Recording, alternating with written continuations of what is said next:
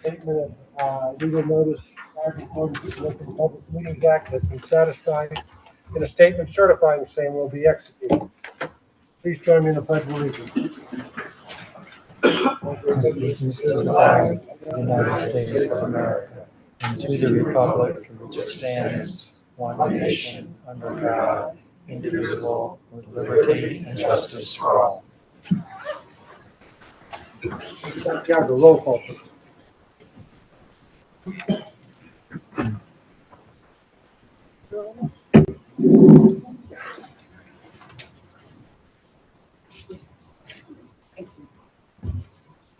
Mr. Goldberg. Here. Ms. Rossman. Here. Mr. Williams. Here. Mr. Schuster. Here. Mr. Benoit. Here. Mr. Kramer. Here. Ms. Simmons. Here. Mr. Trachtenberg. Here. Mr. Woodford. Here. Mr. Phillips. Here. Mr. Hanson. Here. And I, Sonia Santiago, here. I'm here too. Oh, Mr. Oler, yes. Let's not forget. Okay, first item is consideration for approval of the minutes of September 18th, 2023. There's not any questions or additions. I'll entertain a motion to approve the minutes. Move that the minutes be approved. Have a second. Thank you, Ms. Rothman. Ms. Santiago, all in favor? Aye. Any opposed? Minutes approved. Next would be the approval of the minutes from July 25th, 2022. Any additions, modifications? If not, I'll entertain a motion. So moved. Thank you. Do I have a second? Second. Thank you, Mr. Benoit. All in favor? Aye. Any opposed? Okay. Next, we have several resolutions. Mr. Oler. Thank you, Mr. Chairman. The first resolution is with respect to BA 1923 regarding Bruce Falcon, who applied to the board for permission to construct a 14 by 16 side and rear yard deck, creating a side yard setback of 28.05 feet where 30 feet is required, and also creating a combined side yard setback of 48.25 feet where 50 feet is required. That property is at 12 Bell Drive in the RA 15 zone. And for the reasons set forth in the resolution, that application was conditionally granted with our standard conditions. Thank you. Board members, any comments, questions, modifications, amendments to this proposed resolution? If not, I'll entertain a motion. So moved. Second. Second. Okay. Teacher. Ms. Santiago? Yes, Mr. Chairman. Okay. Mr. Goldberg. Yes. Ms. Rockman. Yes. Mr. Williams. Yes. Mr. Schuster. Yes. Mr. Benoit. Yes. Mr. Kramer. Yes. Mr. Woodford. Yes. So moved. The next resolution is with respect to an application for an extension of approval filed by Timothy and Robin Kronk for permission. The board had previously granted the application to construct a two-story attached garage addition to their existing property at 23 Wood Road. That was granted on October 26, 2020, subsequently extended through September 30 of 23. And for the reasons that are set forth in the resolution, the board agreed to a one-year further extension through September 30, 2024. Okay, board members, any comments? If not, I'll entertain a motion. So moved, Mr. Chair. Second. Thank you. Ms. Santiago? Mr. Goldberg. Yes. Ms. Rothman. Yes. Mr. Williams. Yes. Mr. Schuster. Yes. Mr. Benoit. Yes. Mr. Kramer. Yes. Mr. Woodford. Yes. So moved. Okay. Next, we move to the public hearings, BA-14-23.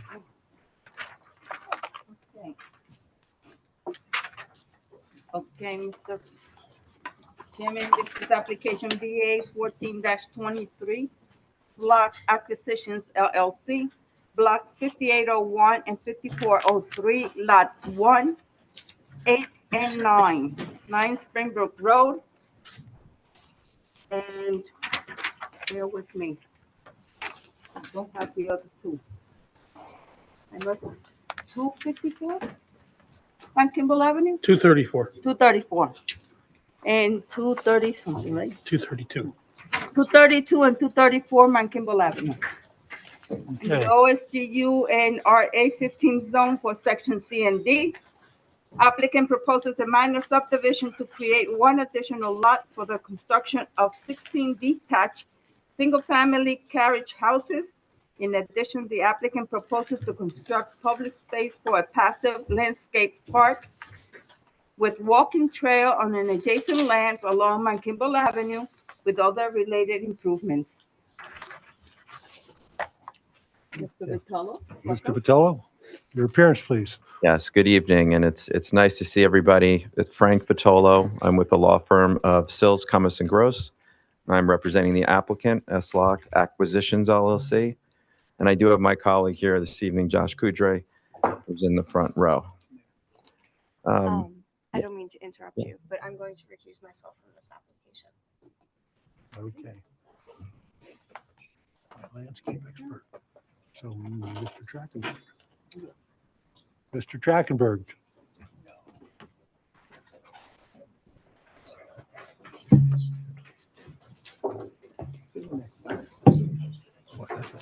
For her.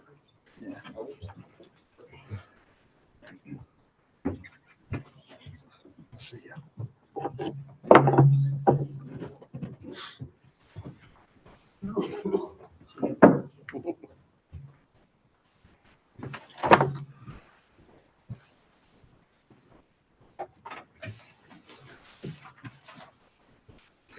Okay.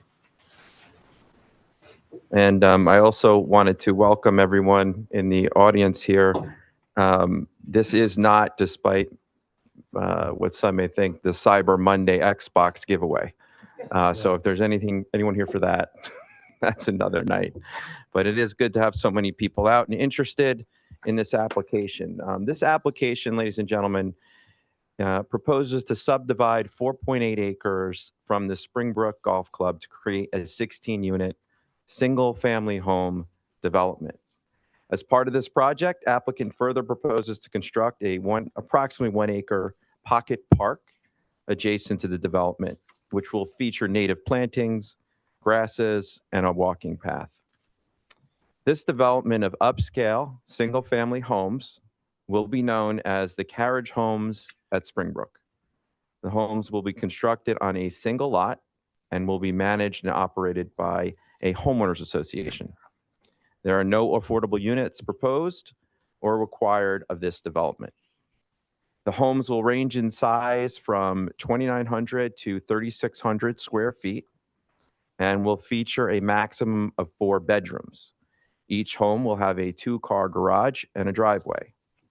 There will be 10 dedicated guest parking spaces throughout the development, and additional site improvements along with this project include stormwater management infrastructure, new utilities, landscaping, and as you'll see this evening, significant buffering in and around the site. With respect to the proposed pocket park, the Carriage House HOA will pay to maintain it, and it's anticipated that it'll be utilized primarily by people within the immediate vicinity. We do not anticipate there will be any public parking at the park. Board members, this is not the first time neighbors have had an opportunity to see this project. On September 19th, 2023, we held a community meeting at the Springbrook Golf Club to preview this proposal. We notified neighbors within 200 feet of the properties at issue, and it was a well-attended meeting. Neighbors had the opportunity to ask questions not only of me, but our professionals and our clients. It has been my experience in Morris Township that neighbors and residents prefer to be engaged in the process rather than slugging it out before this board. I am also quite sure the board would prefer a collaborative effort between the developer and the neighbors. We are ready and willing to work with the neighbors and other stakeholders to answer their questions and to try the best we can to address their concerns. As you will hear during the testimony in this case, we believe this project addresses a need for high-quality, single-family housing, the preservation of open space in our park, and the redevelopment of blighted properties, all of which we believe have a positive impact on the neighborhood and the community at large. The portion of Springbrook Golf Club that will be subdivided here is overgrown, it's underutilized, and it's currently used primarily for open-air storage of off-site public utility vehicles and equipment. Morris Township will also benefit. We anticipate these homes will generate more than $350,000 in additional tax revenue and attract people who want to downsize but remain in Morris Township. A target market for these homes is a Morris Township couple whose kids are now in college and who don't need or want their current large property and home.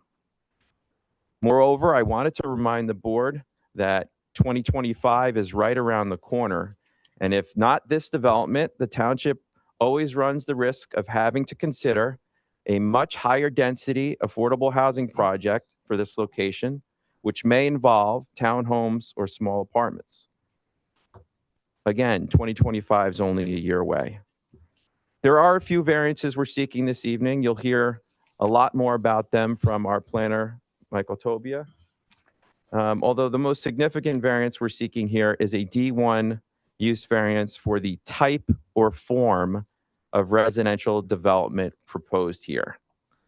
I said it in that precise way because it's not the use itself is the D1 variance, it's the type and form of residential use that we're seeking here that consists of the variance. We believe and we think that this application should not be a sprint. We have only 2 witnesses this evening. We have our civil engineer, Rusty Schomer, who we will present first, and then we will call our architect, John James. At the next meeting, we intend to call our landscape architect, Carol Huber, our traffic expert, Corey Chase, and we'll round out the testimony with our planner, Michael Tobia. With respect to our notice, notice was sent to all property owners within 200 feet, registered utilities and agencies on November 15, 2023. It was published in the Daily Record on November 13, 2023, and an affidavit and service and proof of publication was submitted to the board secretary on November 21st, 2023. Yeah, and Mr. Chairman, I can comment on that the notice is in proper form, was in fact properly mailed and published, so the board has jurisdiction. And finally, we just wanted to confirm that we are in receipt of the following from the board professionals. The TCC report authored by Mr. Phillips, July 31, 2023, TCC meeting summary of a July 20th meeting, a May 16, 2023 TC summary of a May 4th, 2023 meeting, and an April 26, 2022 TCC meeting summary of an April 21, 2022 meeting. We're also in receipt of a fire department report dated August 8, 2023, Environmental Commission report dated July 2023, and a letter from Southeast Morris County Municipal Utilities Authority dated November 21st, 2023. With that, Mr. Chairman, those are my preliminary introductory remarks. We are prepared to call our first witness. The only other thing I would ask, Mr. Chairman, is if there are, I understand there may be other attorneys here, and we would. Yeah, and I was going to get to Yes. that. If they could introduce themselves, any attorney representing any of the objectors, please come up and introduce yourselves so that Mr. Patola knows who he's dealing with and who he can send information if it's specifically requested. Thank you. I'm going to ask another, before you guys introduce yourselves, I'm going to ask one requirement from your planner. Since there are objectors here, can he put his proposed report, what it's going to testify to, into a report and provide it to the board and to provide it to the objectors so that there's no surprises and it's a lot easier to follow? Thank you. We can definitely do that. Thank you. Good evening, Mr. Chairman, members of the board, professionals, and staff. My name is Robert McBriar. I'm an attorney with the law firm of Skank, Price, Smith & King. Our firm has been retained to represent a number of concerned citizens in opposition to the pending application. How many citizens do you know approximately? How many? This list. Okay, did you provide us with a list? A list was provided, to Sonia by Mr. McAfee. Yes. Okay, do you have this? Okay, we'll get you a copy. Thank you. Thank you. Hi, everyone. Andrew Camalato from Gibbons, representing Nicholas Liakis, resident right across the street from the proposed development. Sorry, but could you spell his last name, please? Liakas. And it was Nicholas, right? Yes. Correct. Thank you. I actually just have a question, Yes. which will affect, I know Frank said you're going to present, I think, civil and architect. Yes. Will both of those witnesses be available at the next hearing for cross, or is this the opportunity for cross tonight? Because that's going to greatly Frank, affect. it's always the board's opinion that the witnesses should be made available. Obviously, you've complied with the 10-day mailing requirement. The state of the mail these days is that you usually get it around the 10th day. So I'm sure these gentlemen got their notices, probably the day before Thanksgiving and haven't had much time to prepare. So will you agree that your witnesses that are brought forward tonight can be made available for cross-examination at the next meeting? Yeah. Yes, subject, of course, to the MLUL rules on repetitive questioning, et cetera. Sure. Okay. Thank you. Thank you. Thank you. Good evening, Richard DeAngelis with the law firm of Connell Foley, here on behalf of 236 Mount Kemble Ave LLC, the owner of Lot 7, who has the easement rights between the proposed development and the Pocket Park. We're here in opposition to the application this evening. Okay, and I'm sorry, but give me your client's name again, please. 236 Mount Kemble Ave LLC. Actually, I think it's Avenue LLC. Still getting to know my client. Okay. Thank you. Thank you. Okay. Okay, Mr. Chairman, thank you. Our first witness is Mr. Rushy Schomer.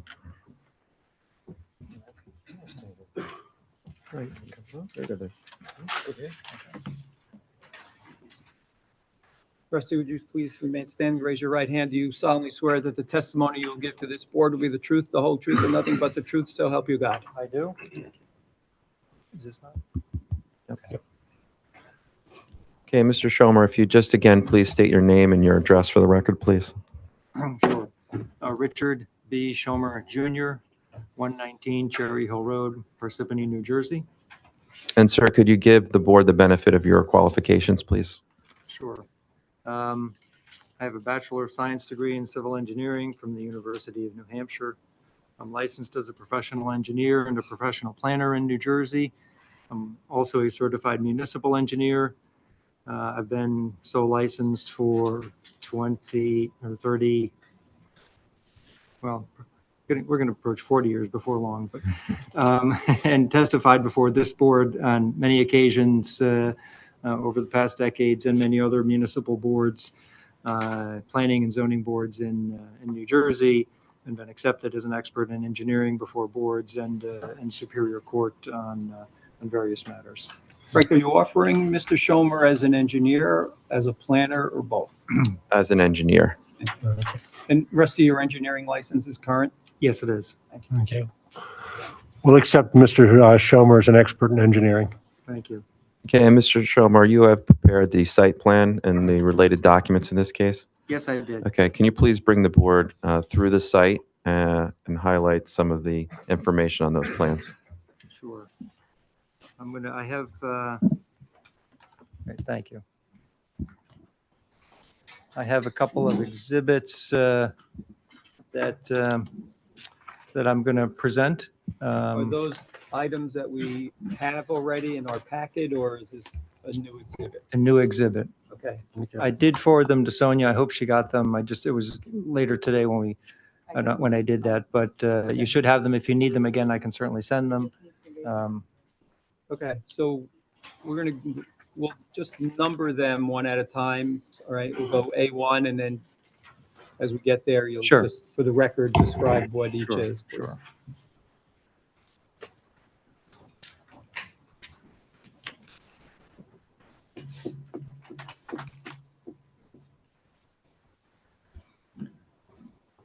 Okay. I'll zoom in and we'll get a better view of things and as we go along here. The first exhibit is entitled Area Map Exhibit. It's an overall map of the Springbrook Country Club, the surrounding area, and it shows our property, which is the subject of the development. And as I say, I'll zoom in and we'll talk more about this as we go in here. And and there's one other, when we get to that one, Rich, Is that a rendered sheet from the plans? No, it's has an aerial photograph as the background. And then we've added, it's similar to one of the sheets in the plans, which is an area map as well, but this utilizes an aerial photograph as the background. Okay. So let me just zoom in here. See how that appears. Good. Okay. Good evening. So I'll start kind of out in a bigger picture, and then I'll narrow it down, and we'll look more closely at the specific property. So this exhibit, and just for orientation, you can see the Springbrook Country Club property is pretty easy to make out. For reference, Mount Campbell Avenue runs along this north top of the page, and Mount Campbell Avenue runs in a north-south direction. So really, for practical purposes, north is to the right. And so what we've got is the entire Springbrook Country Club property, which in total is almost 140 acres. And at the northern end, it borders the town of Morristown. So we're this entire property, which makes up, there's two properties, two lots, and two different blocks, which make up the Springbrook Country Club property. But as I say, it's about 140 acres. We are really dealing with the south end, and the lot that we are dealing with, and I'm outlining it, and I hope it kind of shows, you can see as I outline this, but there are three properties which make up this applicant's, this project. One is existing Lot 1, which is this property, which comprises of a total of 29.6 acres. The north side of this Lot 1 borders Springbrook Road, and Springbrook Road comes off of Mount Campbell Avenue, right here by the firehouse. So Springbrook Road comes in and runs along the north side of our property. That is one of the lots. The two other lots are smaller lots that Mr. Vitola referenced, lots 8 and 9, which are front on Mount Campbell Avenue, and those are these two lots right here. But just kind of staying a big picture for the moment, we've got the entire Springbrook Country Club property, and just to give you a sense of what's going on around us, on the western side of the Springbrook Country Club property along the Mount Campbell Avenue frontage, including what's right next to what I'll call the applicant's property, is RA15 zone property. And I should start off by saying the golf club property is entirely OSGU. So all of the golf club land, the 140 acres, is open space government use zone.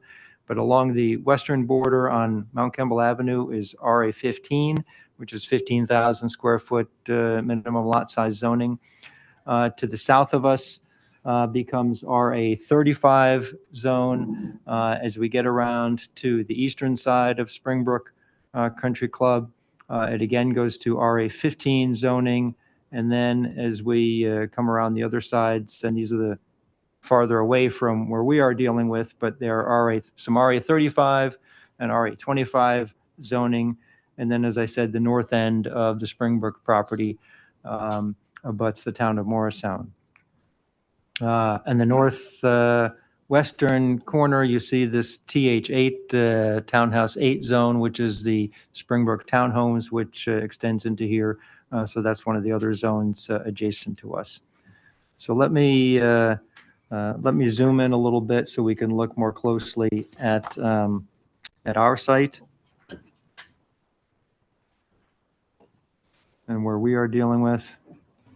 So again, now what I've zoomed into is really Lot 1, Block 5801, which is a 29.6 acre parcel, which is one of the lots of the Springbrook Country Club property.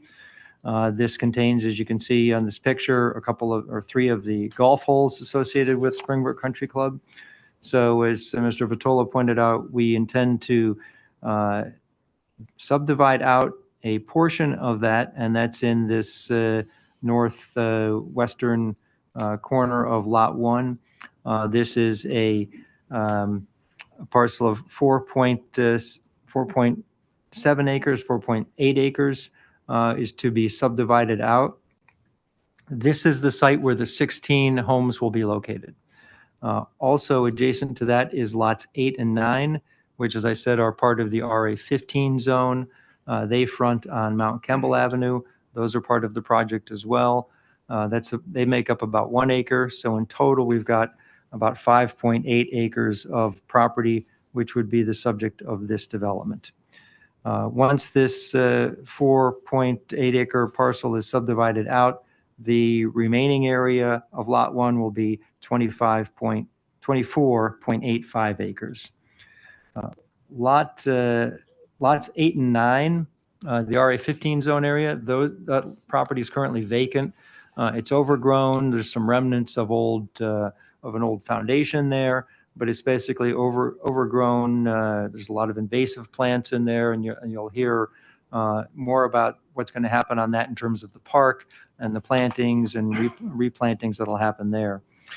The portion and what we are calling proposed Lot 1.01, which would be the new lot, that 4.8 acre parcel, that currently is also vacant in its current condition. Part of it is gravel. There's an access right off of Springbrook Road. And again, Springbrook Road comes off of Mount Kemble Avenue and runs on the north side of the proposed Lot 1.01. There's an access off of Springbrook Road into this area. There's a large gravel area. Over the years, it's been used for almost like for staging construction. The DOT used it for parking of vehicles and staging when they did some work on Route 202. It's been used for parking of utility trucks and so forth. So that's in part of that land, like I say, is gravel and open space or open land. There is also near the border, there are some trees along Springbrook Road and along the golf club side and elsewhere. We're going to retain as many of those trees, particularly at the border, as we can, and we'll go more into that as we go along. While I'm on here, I'll mention that there's an existing access driveway, and let me zoom in a little more so we really focus more on the proposed Lot 1.01. And you can see we've input the 16 units on this Lot 1.01, and then the adjacent lots 8 and 9. So there is an access that runs across the back of lots 8 and 9 and provides access to Lot 7, and that is an adjacent parcel. That Lot 7 is a commercial use. And one of the gentlemen, one of the attorneys who represents that owner, introduced himself. So that commercial use has an access easement or right-of-way across lots 8 and 9 for access. It does also have access at the front, just to a small driveway area at the front off of Mount Kimball Avenue. But primary access to a parking lot in the back is across the back of 8s and 9. I can tell you simply, that's going to stay. We're going to keep that access. We're going to improve it and make it better, and I'll go more into that a little later. But basically, that doesn't change. That also provides access to the park that we're talking about. As I mentioned, across the street, kind of for orientation, if you're familiar with Mount Kimball Fire Company Number 1 facility is right across the street. Of course, as I said, we border a part of the Springbrook Country Club golf course. Hole number 13 would abut lot 1.01. Other than this commercial use on lot 7, there are some single-family uses along the adjoining properties on Mount Kimball Avenue in the RA 15 zone. From a topographic standpoint, Mount Kimball Avenue is sort of the high side, and everything pitches generally to the east, down Springbrook Road, down away from Mount Kimball Avenue, and sort of topographically and from a drainage standpoint, things flow downhill, of course, and towards Armstrong's Pond, which is on the Springbrook property, and Hipson's Pond that you see in these images. So that's sort of the lower spot. So topographically, Mount Kimball Avenue is much higher, and our development is much lower than that, and I'll go into that in a little more detail in a second.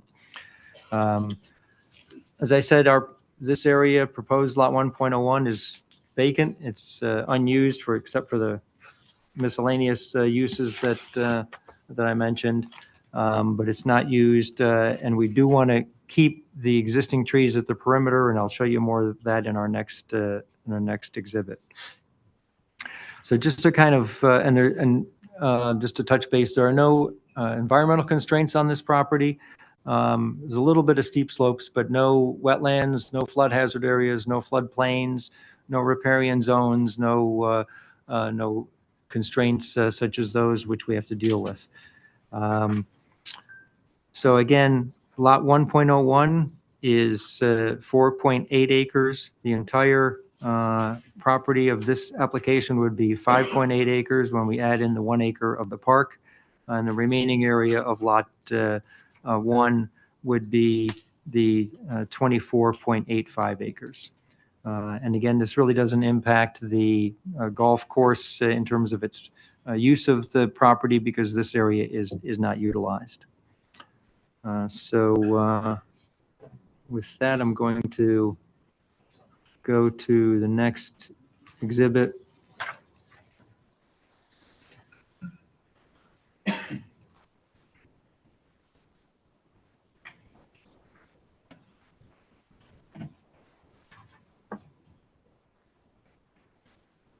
So that'll be A2. Okay, And A2. again, just describe what it Sure. is first. It's entitled Site Plan Exhibit, and CS 2.0 is the drawing number. I think the other one was CS 1.0.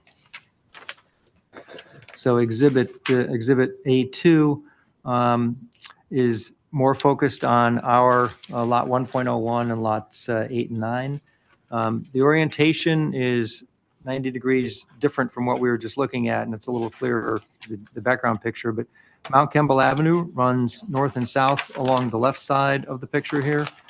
So north is basically up the page, and Springbrook Road comes off of Mount Kimball Avenue and runs along the north side of this proposed lot 1.01 and the north side of lots 8 and 9. I can tell you that this property has actually been the subject of a number of reviews and looked at. I've looked at it for other potential developers over the years, and looking at this parcel as well as lots 8 and 9. I can tell you that every other potential development that was discussed here was for a much more dense, it was for multifamily housing, both on what I'll call the lot 1.01 and lots 8 and 9. So very different than what this applicant is proposing. Again, this application is for 16 single-family homes on this tract of 5.8 acres. If we take those 16 homes on the 5.8 acres, we actually have a density of 2.75 units per acre. And just for comparison, the RA15 zone, which is a single-family zone, 15,000 square foot lots, that density works out to 2.9 units per acre. So we're actually less than that with 2.75 units per acre.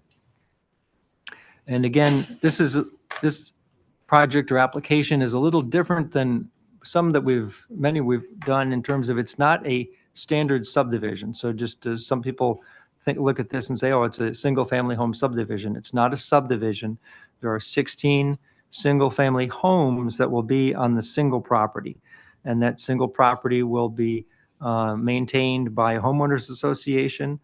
So it's different in that sense. All 16 units are on the one property. And again, the total of that is 5.8 acres. So the development that ensues in terms of the infrastructure and so forth is private, is owned and maintained by the homeowners association. Let me zoom in and we can look a little closer at what is going on. Again, across the street is the firehouse. You can see that, and Springbrook Road is on the north side of the project. So we're proposing a new private road coming off of Springbrook Road, a single access point off of Springbrook Road coming in to provide access to each of the 16 units. Since it's not a subdivision and we don't have 16 lots and it's one lot, so we're really looking at not individual setbacks from lot lines between the units.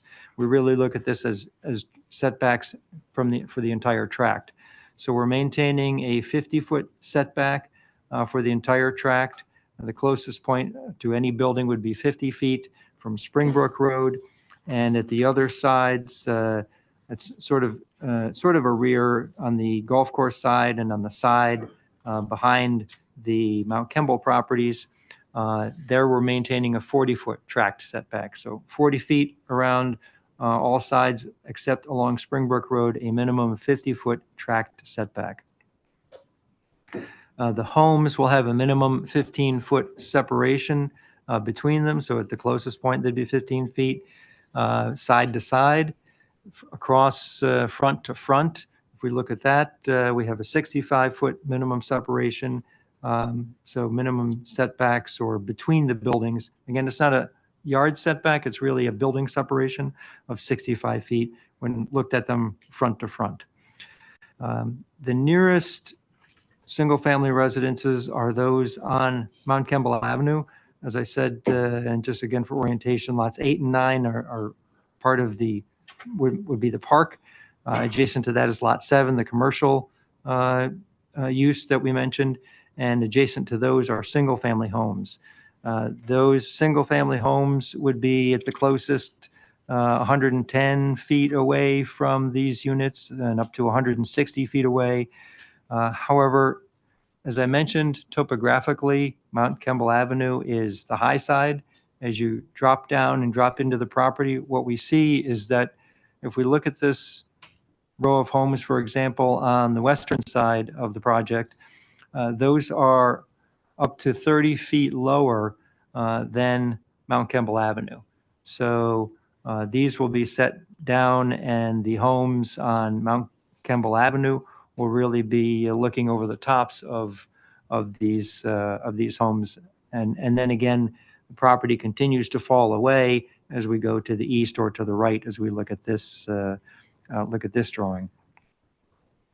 The next nearest residential properties are way off the page here, and they're to the east on Springbrook Road and over in that direction. So the next closest residential property is about 700 feet away at the closest point. So just for reference there. As I mentioned, you'll see on this exhibit, and you can see in the photograph in the background, you can see the trees that are there exist on the Springbrook property, and they do exist along the hole number 13 on the sort of the south side of our property. There are also a number of existing deciduous trees along Springbrook Road. Those are actually in this exhibit are the darker trees. And this exhibit is really from the landscape plan that is part of the set of plans that's in the package that was submitted. So the darker trees here are existing trees that are going to be retained similarly along the south side and elsewhere. And we are proposing to supplement these existing trees with a lot of new trees which would be planted along Springbrook Road to provide buffering, along the side on the west side, which is near the back of the Mount Kemble Avenue properties, and along the south side adjacent to the golf club. So again, wherever we can retain the existing trees along the perimeter of the property, we will do so. And we have a substantial buffering plan to supplement, fill in gaps, and provide a good buffer and screening on the other sides. As I said, this property is lower, so when we look at the grading, what happens is that, again, these western units are much lower than Mount Kemble Avenue, for example, and then the property falls away to the east. Along the Springbrook Road frontage, we're going to have varied grading in there. We're going to provide some berms, some small retaining walls that supplements the landscaping in there. That will really help to break up the view along there and help make it a very interesting. It's not just going to be lawn and then houses. It's going to be varied grading. Part of what we're doing also at the perimeter is not just having lawn up to the property lines. We want to maintain a meadow area, and I'll talk about that and zoom in a little bit on that more in a second. We do have a few retaining walls because of the change in grade, nothing real dramatic. We have a couple of small retaining walls, and let me zoom in further so we can kind of look at the development a little more.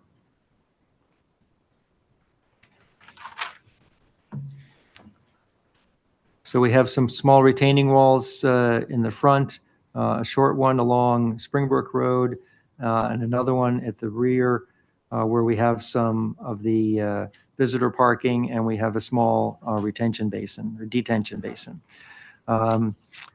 This one at the back is the tallest wall, and I'm going to mention this simply because this was one of the items that was noticed as a variance.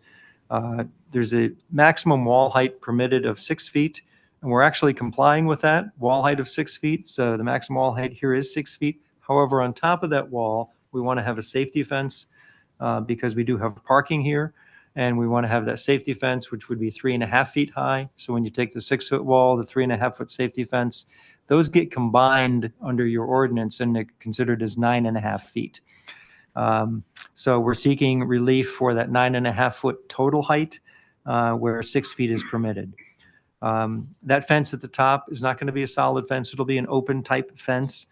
So we won't have that appearance of a 9.5-foot solid wall. You'll have the retaining wall, and then you'll have an open fence above it. And actually that fence and wall generally faces toward the golf club side, not out toward public view. So that faces generally to the south. I mentioned earlier, looking at the other exhibit, about the access at the back of lots 8 and 9 off of Springbrook Road. So currently, there is a gravel driveway that runs from Springbrook Road into the back of lots 8 and 9 and provides access to the back of lot 7. That that is varied width, and it is within a 10-foot wide right-of-way. And in fact, it's not entirely within the right-of-way, and part of it actually today extends onto the Springbrook Country Club property up in this northwest corner. We're going to fix that. We're going to change that. We're going to provide a 20-foot wide access easement along the back of lots 8 and 9, and provide a 12-foot wide gravel driveway in that 20-foot easement. So we'll have a consistent 12-foot wide driveway within a consistent 20-foot wide easement area, which is an improvement over what's there today. But otherwise, the access to Lot 7, for example, is unchanged, and this driveway provides access to the park area. We're not showing any parking spaces here, but it does provide access into that area. On the single-family home portion of the site, as Mr. Vitola mentioned, each of the homes will have a 2-car garage. Some will be side-loaded, some will be front-loaded. And in addition to that, we'll have driveways leading into the units. So there's ample parking for each of the individual homes. We also have, and actually, correction, Frank, there's 9. Is a den. Actually, we had 10 at one point, but we eliminated 1. But we have 9 visitor spaces that are scattered throughout the site. There's a pair. They're paired up generally in 2s, and then 3 in the back to provide visitor spaces in addition to parking that you can do in the driveways. Internally, we have sidewalks along one side of the roadway. And the roadway, we're trying to keep the extent of improvements at a smaller scale. The roadway is going to be 20 feet wide, and we're going to have battered curbing on the roadway. That will help keep the scale of it down. It's plenty wide for accessibility for not only the cars, but for trucks. Up to fire trucks and garbage trucks can access and have adequate circulation into and out of the site. We also have a pedestrian path along the Springbrook Road frontage side. So we see that here on the exhibit, and it extends up, and it will extend across and connects into the park, which will be on lots 8 and 9. We also in the plans, we have a tree removal and replacement plan. I know this always gets asked, so I'll just tell you that there are 154 trees which would be removed. That generates a requirement under your ordinance of 306 replacement trees. We're proposing 142 replacement trees, and then we will make up the for the remaining 164 trees. In accordance with your ordinance, we have to make a contribution for those additional trees. You can see from this plan, all of the green dots are trees. Most all of these are new trees. So we would fit more on if we could, but the replacement demand typically gets very high, where it's often impossible to plant the number of required replacement trees, but we're planting as many as we can, and then we will comply with the ordinance requirement for those that we cannot plant. As I've said, landscaping, and what you see the landscaping here is really focused on the perimeter to provide that buffer. So the additional evergreen and deciduous trees are proposed at all of the perimeter portions of the site to fill in, and where existing trees, where there are gaps in existing trees. And while we see these, all the green dots on the exhibit here, there are actually more trees that are really on the Springbrook property. If we look up along the frontage of Springbrook Road, you can see shadows from trees cast, which are the existing trees along Springbrook Road. So again, there are a number of nice trees we want to keep, and we're going to supplement those. Interior landscaping, we have trees along the street. We have an island within the site that'll be landscaped, and individual. We did some examples of some individual foundation plantings. That's really would be just around the units, obviously, and that gets detailed more as we get into construction. And again, the focus here has really been on the buffering and tree planting. In the landscape design, we did follow the township's do not plant list. There's actually a very limited selection of plants that you can choose these days. If you follow native species plantings and do not plant lists, it comes down to kind of a short list, but we are following that. I know there was a comment from the Environmental Commission about that, and to the extent we need to make any modifications, we'll certainly do that. Again, this is a private road. It'll be private utilities coming in within the roadway. Sewer, which is we can connect to in Springbrook Road. Water, we are proposing to extend down from Mount Campbell Avenue down Springbrook Road to serve the property. Electric, gas, cable are available within Springbrook Road, so those will be brought into the site. All of the utilities will be underground. We're also proposing to install curbing along the frontage on Springbrook Road. So all along our frontage on Springbrook Road, we will have new curbing.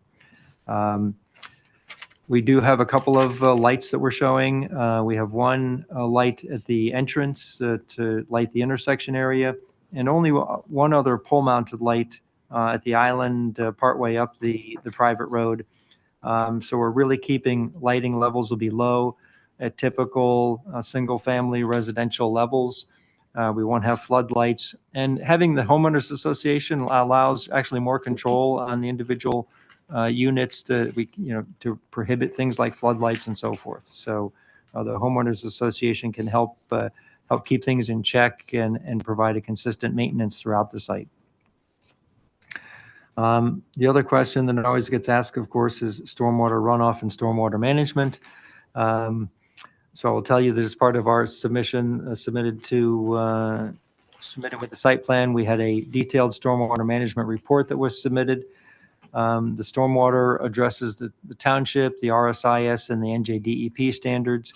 The stormwater management measures are for erosion control, groundwater recharge, stormwater runoff quantity, as well as stormwater runoff quality. And we have to address all of those, which we do.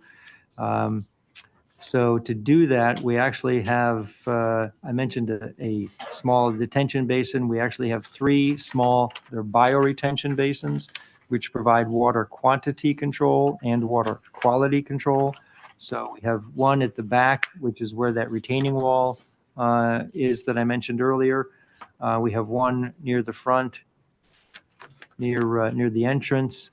And then we have another one on the I'll call it the eastern side, a small bioretention basin there. So these will collect runoff from the roadways, from the dwellings, driveway areas, patios, and other areas, and those will collect and control the quantity of stormwater runoff and provide measures for water quality. In conjunction with that, we have an underground recharge system on the eastern end of the project. It's all underground, as I say, so what you'll see is really just grass or meadow surface on the top. We're also proposing for the 9 visitor spaces, those would be pervious pavers or porous pavers, however you like to term them, but pervious, basically permeable concrete pavers. So that is a stormwater management and stormwater quality measure, which is recognized by the DEP. So it's a multi-piece approach, if you will, to address, as I mentioned, the quantity, the quality, and groundwater recharge as required.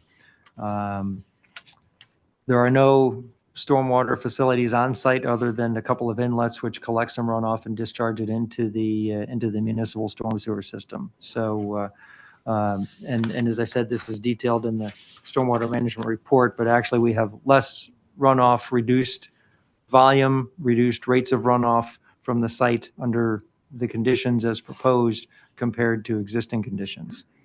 Part of that, as I mentioned, and you're tired of me saying it about the sort of the perimeter plantings, but the other thing at the perimeter we want to do, as I said, not just have lawn everywhere.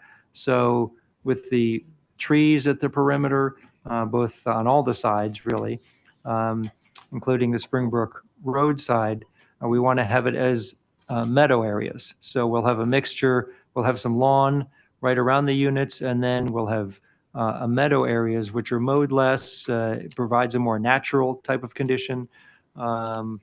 This is really intended to help this be part of the setting better. As an example, we're not proposing any signage. This is not a big, here, look at this. It's really fit into the landscape, fit in with the property, and that's what this applicant wants to do as part of this application.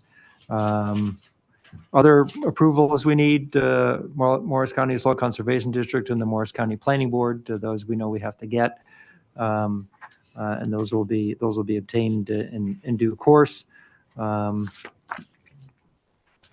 I probably missed something, but you can ask me. You can follow up and tell me what highlights you want me to hit. So I'll stop there and happy to answer any questions.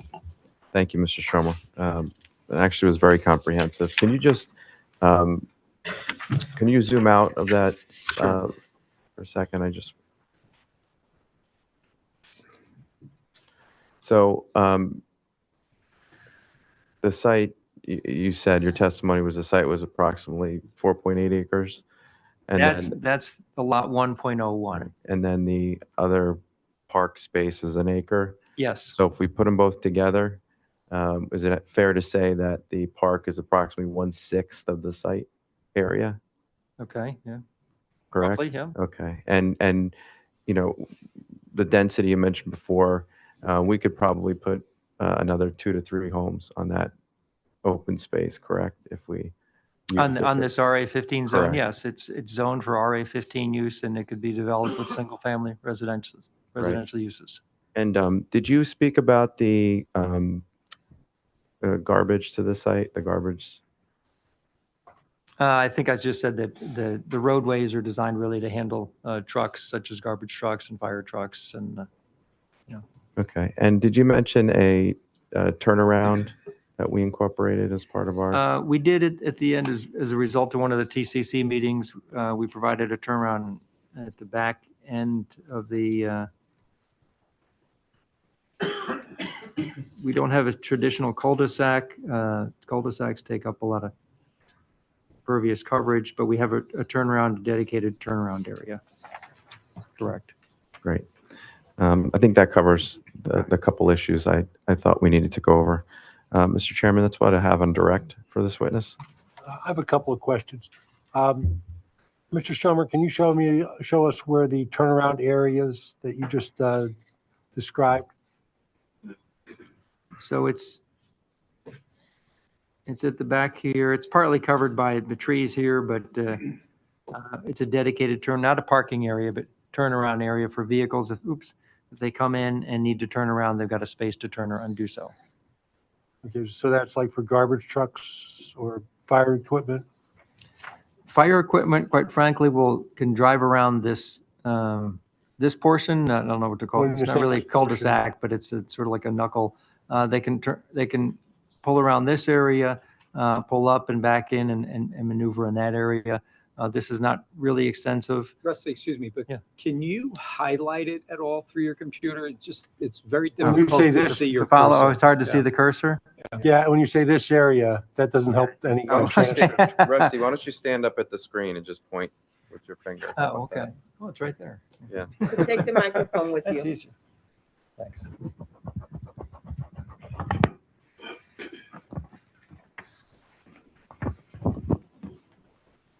So that area is right here. Is that the Okay, turnaround area? that's a turnaround area that was added. When we were at the TCC meeting, a question came up because we have this, the roadway coming in to the last unit and said, let's put in a turnaround area, which made sense. So we dedicated this area. It's bigger than a couple parking spaces and deeper specifically for that purpose. That's actually why we went from the 10 visitor spaces to the 9. And so you're describing an area in that drawing, I guess it would be to the southern end of the property Correct. and more towards the golf course side. Correct. Okay. And how wide is that? And how deep is it? I want to say it's about, I'd have to pull up the plans to get the exact number, but about 15 feet and 25 feet deep, 15 by 25. Don't hold me to that exactly. I can look it up if you need to. I can get that answer for you. And is your traffic expert going to speak to this turnaround and its viability? Yes. Okay. You also talked about drainage. Is there any existing drainage coming off the Mount Kimball properties running onto this, running onto the proposed 101? And how does that impact your drainage plan? I mean, currently, there's no stormwater management facilities up on the Mount Kimball Avenue side, so there's no discharges. It's simply the runoff that comes from those properties down onto. Again, the natural flow of drainage is from sort of the left to the right as we look at this exhibit, So generally to the basically east. across the development, basically.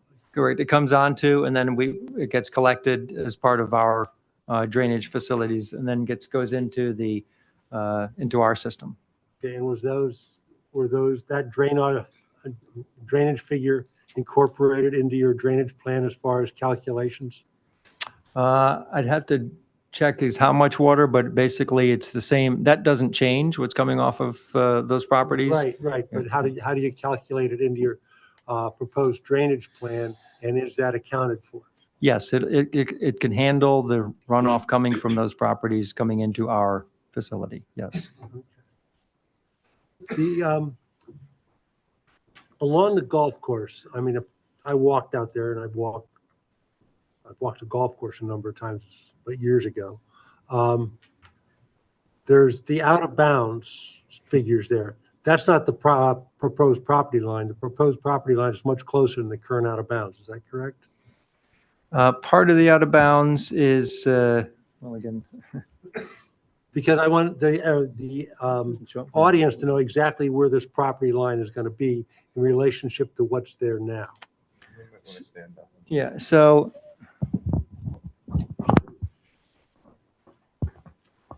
probably the best way to look at this, you can see the cart path that's along that, Did you point that out? the cart path here. Okay.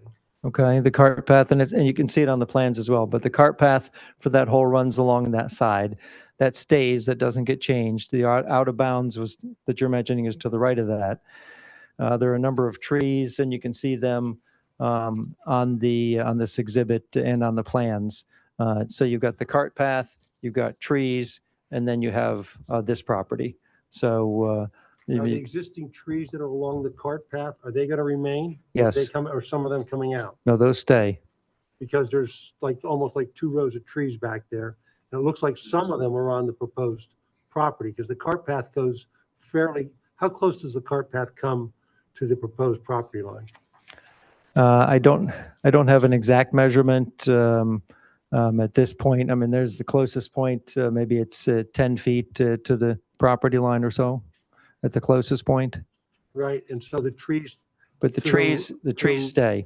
but the trees to the right of the cart path are all going to Yes. stay? Yes. Because I see on the landscape plan, it looks like some of them are going to be removed. I I'll was look, just wondering about that. yeah, I'll have to, we can look at that plan and identify those, but the intent is to retain as many of those as we can. Right, because what I'm worried about is anybody in the backyard is subject to a 250-yard drive coming in, and that's not pleasant. Right. Oh, the So- tree, Right, so that's why I want Okay. those trees to remain. so do we. that you knock those walls down. Correct. We intend to keep those trees.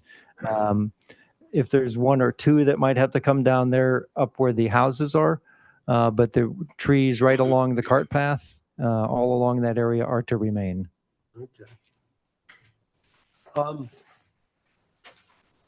You said there's going to be a 40-foot setback on all the surrounding, along the perimeter of the property except for Springbrook Road, is that correct? Correct. Now, you've got it designated on your plans as a side yard as it runs along the golf course. Why did you use the side yard when that basically is the rear of the houses? Could you repeat your question? Yes. Why is the plan designating the area between Springbrook Country Club and the houses as a side yard when it appears to be a rear yard? We were keeping the same buffer for side or rear, so it didn't really, wasn't significant whether to call it a side or a rear yard. Looking at your ordinance, it's sometimes difficult to tell which is the side and which is a rear, where the side ends and where the rear ends. It could be designated a rear yard, and sort of from a practical standpoint, I see your point, that they're at the back of those units. So maybe from a practical standpoint, it's like a rear yard. But the same tract setback is being applied all around, whether it's side or rear. It just changes the variance you're asking for? No, there's no variance associated with that. There wouldn't be any variance for a 40-yard rear yard, 40-foot rear yard? Well, again, it's sort of all we're not doing a subdivision, so we're not looking at, say, the RA15 zone standards, okay? Again, we're sort of creating a standard here with this type of use, the 16 single-family homes on one property with a tract setback. So there's not a specific zone standard that we can compare to. We did on the plans show the RA15 zone requirements as an example. We showed RA130 requirements, but we're a little different because we're not 16 single-family lots. It's one lot with 16 single-family homes on it. Well, you still have a rear yard. There's a rear yard, but there's no zone requirement that says, okay, in this condition, you're required to have so many feet of rear yard. I think it's sort of subsumed under the overall. Well, it may be subsumed under the D1. Yeah. For sure, but OSG, this is OSG1. Sorry, OSGU. Yeah. Which does have a rear yard requirement. Well, true. Okay.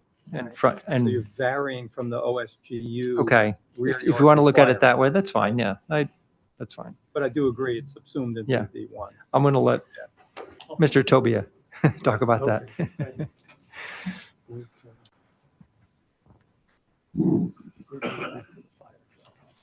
Yeah. How does a fire truck turn around in that area that you described as the turnaround? How would the large hook and ladder turn around? That wasn't intended for the hook and ladder, okay? Because we have the area.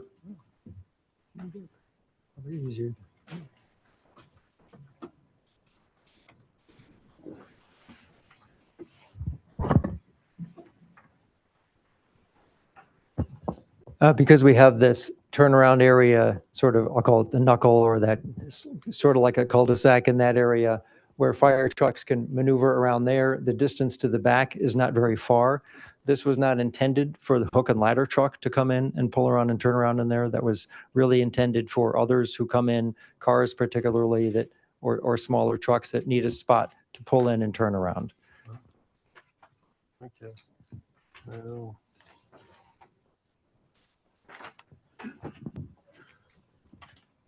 And you've seen the memo dated August 28th, 2023 from Chief Nunn?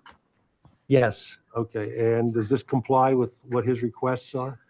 We need to follow up with him on that. We haven't spoken with him since that, but we'll be following up on that. Okay. Because, until he signs off on it, Understood. it's going nowhere. Understood. Okay. Also, you saw the letter from the utility authority, Yes. the water. Yes. Where are you having the water come in at the present time?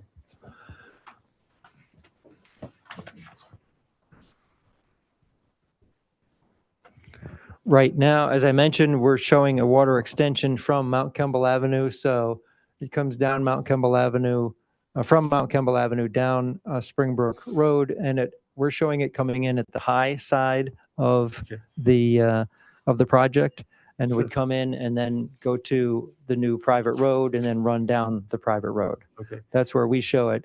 Their letter requested that we actually come in at the beginning of the road and extend the water line down. Right. And have you had any discussions with them since We you just got received that. letter? I saw the letter. We just got it. Yeah, we haven't talked to them, but we did see their request. You're going to be talking to them about that? Yes. Okay. Board members, any other questions? Mr. Goldberg? Yeah, Mr. Schomer, I thought I heard in your testimony that you said that there's no riparian area involved with this particular lot. Correct.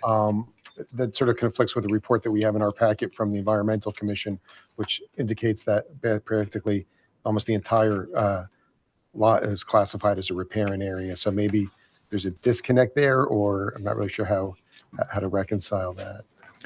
There's no regulated water course. Riparian zones go along with streams or water courses. There's no regulated water course on the property or that would require riparian zones, that would impose riparian zones. Okay, yeah. Also in the same report, they say there's an open water protection area in the southwest section of the site. That sort of ties in with the Heartlands. Maybe they mean on the golf club property, but not on this Not on portion. this particular lot. Okay. Shows it on here. I'm sorry? It shows it in the report that it's on this property. Okay. Or else it wouldn't be in this report. Mr. Goldberg, additional questions? Additional questions on the retaining wall with the fence on top of it. Mhm. What is that? Could you just elaborate what that retaining wall is being installed for? Is it related to the detention basin, or is it It provides a it's a pretty change in, flat part of the land? it provides a change in grade at that back end. The roadway is level, flatter. The parking area is flatter, and then we have a wall to allow the change in grade to go down because the property does slope from west towards east. So in order to have some flatter spots and then accommodate changes in grade, we need some retaining walls. So that's in that spot, we have a retaining wall. Thank you. Do you have a copy of the Environmental Commission report? I do. Yeah, they had also mentioned, and again, I don't know if you can speak to this, or maybe it would be more appropriate for a future professional, but you seem to cover, even though you're appearing as an engineer, you covered you touched on landscaping, you touched on a lot of different topics. The Environmental Commission report references that according to their estimates, or, sort of looking at the plans, if 2 homes were eliminated in the application, that there would be an opportunity to save a lot of the mature trees or specimens. I'm not sure if that, if the trees that are being lost, if you could sort of point out in the drawings where the majority of them are being lost, or that could help maybe narrow my focus as to what is meant by that, or if you have any. My understanding of that simply really is with less development, you could have less tree removal. So. And is there any particular, if you were to put your cursor on the plan, is the tree removal sort of dispersed through the entire site evenly, or is more of it coming out from a certain area, minus sort of where the pocket park is going to be, because that's heavily wooded, right? Where the removal of the trees congregates on where the 16 units are, or is it evenly spread throughout the tract? It's kind of spread throughout the tract. In the middle of the tract is the open area that I mentioned, which is gravel and closer to Springbrook Road. There's an access and there's a gravel area that you can get into the site from there. The tree removal is around the site, perhaps more in people can see the cursor, I guess, but sort of on the left, towards the left side, perhaps. We've got them all identified on the tree removal plan. We can look at that if you want to pull that up. and share that. No, But, that won't be but necessary. they're identified on there, and there's not one specific area that, here's where all the trees are coming out. Or were they? Okay, thank Right. you very much. Sure. And then my last question is on the fire department memo for that island area in the sort of the middle of the circle. They seem to or would request or be open to a mountable surface in that area to help with the apparatus turnaround. That mountable, I'm not familiar with that term. Mountable surface, is that just concrete pad, or what does that usually refer to? In this That's instance? we actually have that throughout the site. It's called mountable or battered curbing. So instead of vertical Belgian block curbing, it's installed at an angle or a batter. So in case you hit it with a tire, it doesn't hurt your wheel or your tire. It's mountable. So trucks or cars can go over it without any damage. And we propose that throughout the site. Thank you very much. Sure. Thank you. Other questions? I had a question. I don't know this. Is there an impervious coverage requirement on this plot? You didn't hear me? Okay. Okay. I asked if there, based on how this is zoned, is there an impervious coverage issue with what's being proposed? Who's he asking? Yeah. Okay. Was that directed to me? Okay. There's no zoning, specific zoning requirement for impervious coverage. Although, again, if we check the RA 130 zone standards, I'm not sure if if there is one in there. So I'll address. Please. So it's a little tricky because the lands are zoned OSGU, which, believe it or not, they don't have bulk standards for OSGU. However, you can build single family on large lots under the RA 130 district. And these, again, would be individual lots. This is a different animal, as you've heard, because it's a condominium and there's one lot accommodating all the proposed homes. But for a point of information, I think the impervious coverage is 25% under RA 130, just for point of information. Okay. So even though these are individual homes, this is being considered a condominium? Yeah. Yeah. And I think we've gotten a bit of a preview of what their planner is going to basically represent is that, what's being proposed requires both a D1 use variance and also a D5 density variance, because they're over and above the density what you could build under RA 130. But I think, and it's been previewed already, he's going to probably argue that any relief from OSGU/RA 130 is sort of subsumed, as Mr. Aller said, within the overall use variance. But we'll hear that when he testifies. Okay, thank you. You're welcome. And, don't get confused either with the use of the term condominium. A condominium is a form of ownership. It is not a style of building, right? It could be a square box of air. It's just how it's described in the master deed. And here it's just, they're proposing 16 buildings would be comprised within the condominium form of ownership. Okay, thank you. Question here. Mr. Chair. I have a question here. Just like you to verify that the park is open to the public, not just the residents, even though it's a condominium development with private roads. That's correct. Okay. But the It's open township to does the not public. have any role in managing it. Frank, you want to answer So that? we don't think they're going to have a role, but if the township would like a role in maintaining or being a part of the maintenance of that park, I know the environmental commission may want to have a role in that, and we will certainly be open to that. Well, I mean, this board doesn't have any role in that decision. I'm just No, verifying that it's public use, not limited to the members of the condominium. Correct. unlike many other Correct. condominium recreation spaces. Right.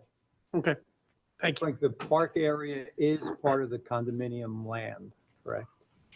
We don't have any current plans to merge those properties. Okay. So it is a standalone Yes. property, ultimately then owned by who? Ultimately owned by the HOA. But not part of the condominium. So No, when you do no, density. we don't have it part of the So condominium. when you're talking about density, we're talking about density on 4.8 acres, not 5.8 acres? I don't know, Rusty, did you use the park in one of your calculations? I did. Yeah. Yes. That, But it shouldn't be then. if we don't, so I gave you a number with the 5.8 acres. Um, I can give you the number with the 4.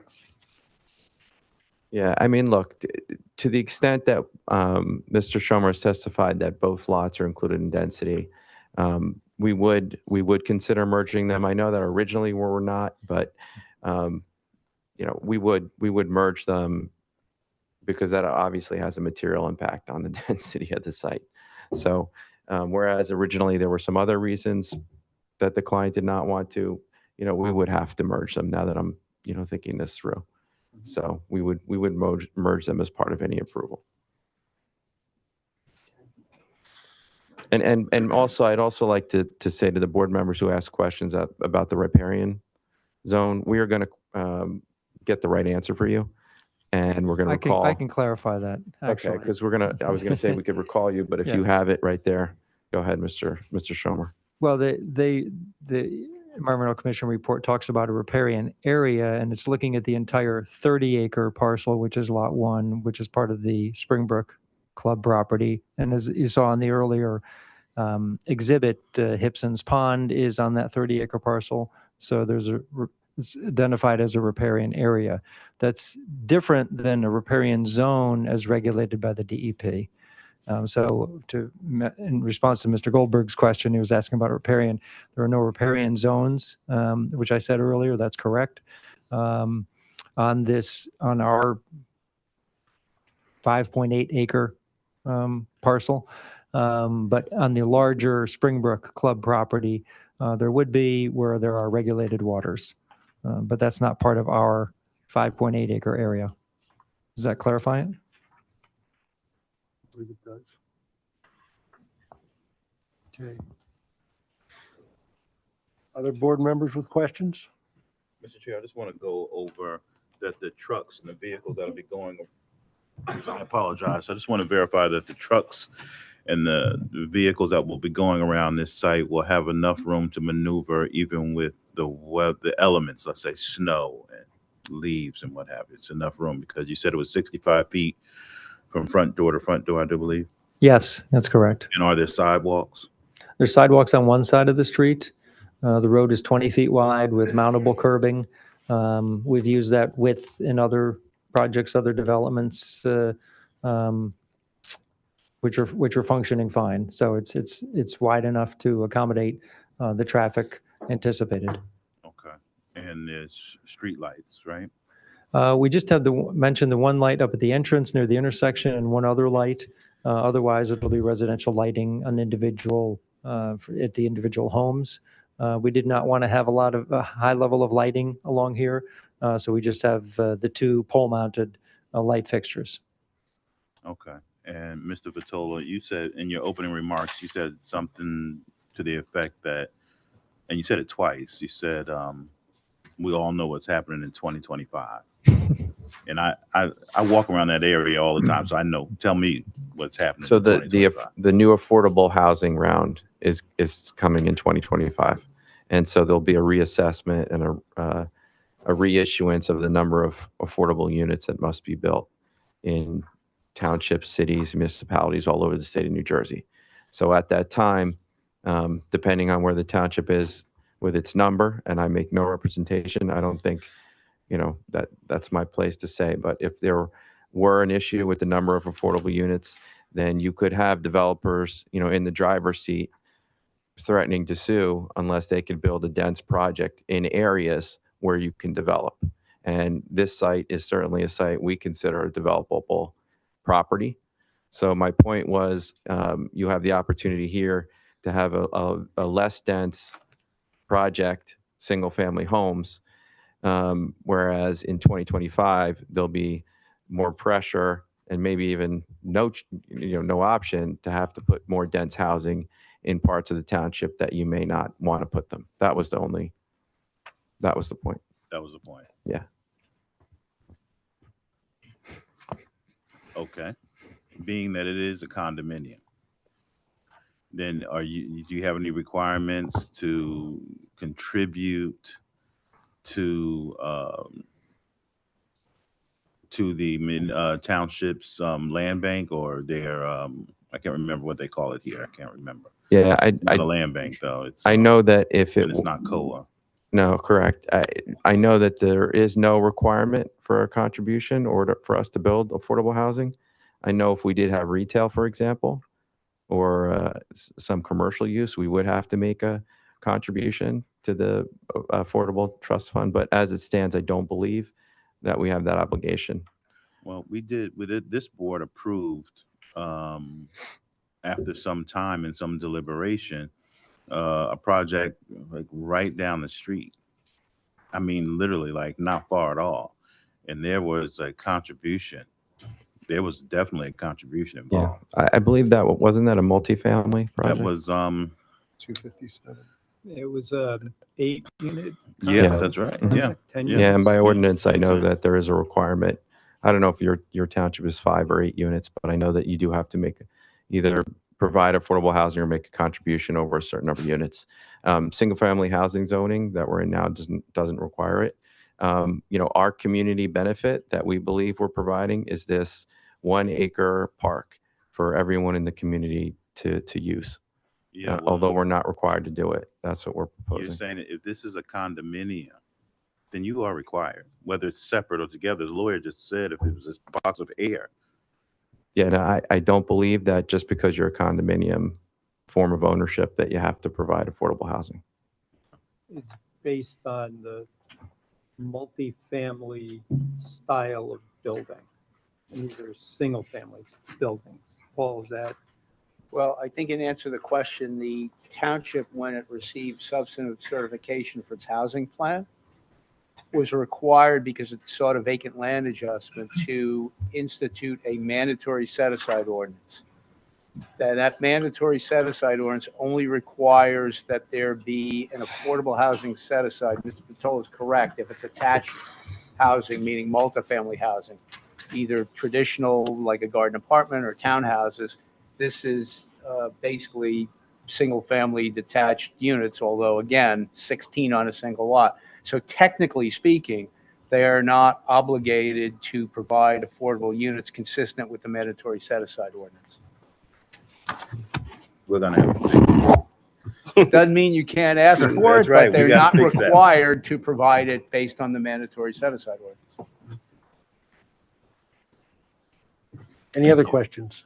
Yeah, I just have a follow-up question on the park and the public benefit. I do believe it was indicated there's not going to be any parking of any sort provided for the park. So it's really just, when you say for the whole community to use, I mean, in terms of people actually being able to get there and utilize it, they'd either have to walk there or just live either in the immediate vicinity. Is that accurate? Well, I lived in Morristown for 18 years across the street from Foots Pond. Mhm. Foots Pond doesn't have any parking area in there, but I know everybody in the community enjoys Foots Pond. They walk there.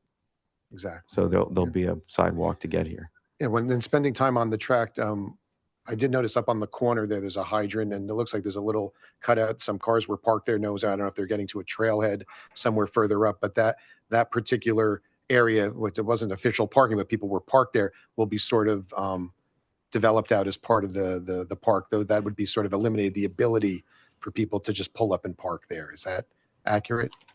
I'm not certain how people are going to try and get to this park if they're even, all I could tell you what our intention is that this is used primarily by people in the general walking distance.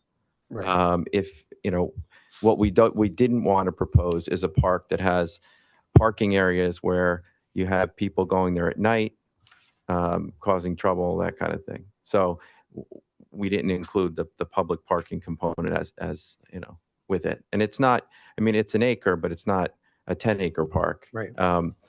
So, and there, I believe, we will certainly work with the township and, once we get it going, seeing where people are, and if there's an issue, we're going to have to address it because it is our, it's our property. So we're going to have to work with the township to make sure that people aren't parking where they're not supposed to park. Maybe there's going to be signage we're going to potentially have to install. And all those things, we certainly would work with the engineers and whomever else at the township to make sure it's a successful community benefit. Okay. And I know the topology is referenced on the drawings. I'm not really great at reading them, but that is pretty sloped there. That section is the intent to leave that natural topography intact as you implement that park, or build it up to grade so it's sort of more flat, or because you'd have to bring in a lot of material in. We to have sort of a do that. terrific landscape architect named Carol Huber, and she's going to be testifying. And I think that's a great question for her. Thank you. Yeah. Mr. Goldberg, you bring up a very good point, because in my futile attempt to lose a few pounds, I walk around there. I don't live that far, so I'm in the area often, 3 times a week. And there are cars that park there. I think that they live across the street on Mount Kimball, and they don't have a driveway or anything, I don't believe, and they park over there and right in that little spot. Is it your theory? Is it your plan to remove that from them? So let me do this, because these are all great questions. We have a great parking and traffic guy as well who's going to testify. I'm not it. So we certainly will. I'm writing these questions down, and we're going to have him address those questions. And I'm not sure they were covered in his report. We're going to make sure he educates himself on that very issue. He's the person to do it. Thank you. Yep. Any other questions? Yes, sir. Let's continue with, can you hear me? Continue with the condo association issue. So am I to understand, you don't currently own the property, right? It's under contract. It's under contract. Is it contingent upon approvals from the, my question is, for 2025, I mean, I'm going to say, well, the golf course is willing to sell this to you, figuring there'd be 16 units. But if you don't get the approval for 16 units and 25 comes around and somebody wants 40 units or 50 units, it may not be available if the golf course isn't willing to sell it. You know what I mean? So we don't really know if 2025 is going to affect affordable housing. And I didn't say it. I don't have a crystal ball.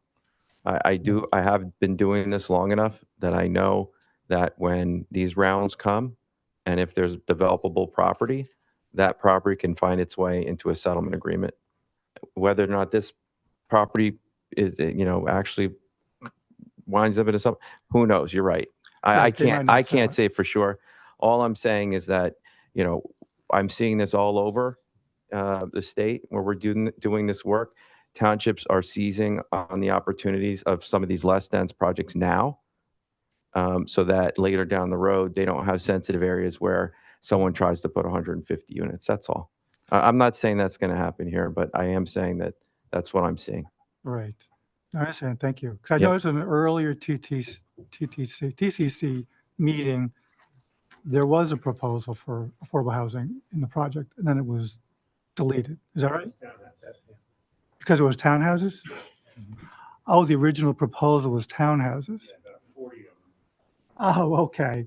Thank you. Okay, I didn't catch And that. that's why they would have been subject to the mandatory set-aside ordinance. Okay, thank you.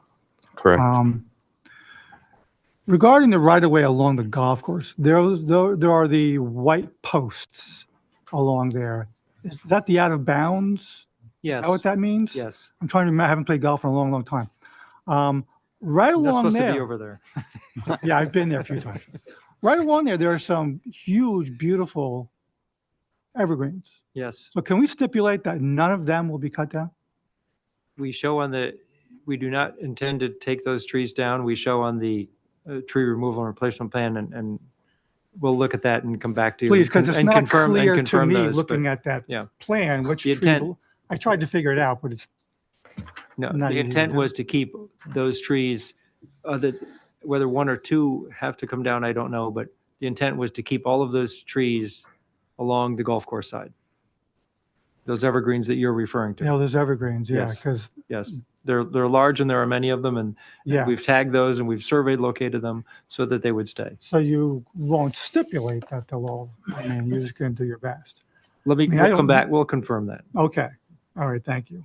Yeah, there are a lot of, I am concerned about the number of trees that are not being replaced in the tree replacement ordinance. Because if you look at your nice map up there and you look at the existing trees, they're really a lot larger than the ones shown in the drawing. So it's going to take a long, long time for the trees that you plant to become, you know, mature trees like the ones that you're going to be taking down. And I don't know, I just have a concern that, yes, go ahead.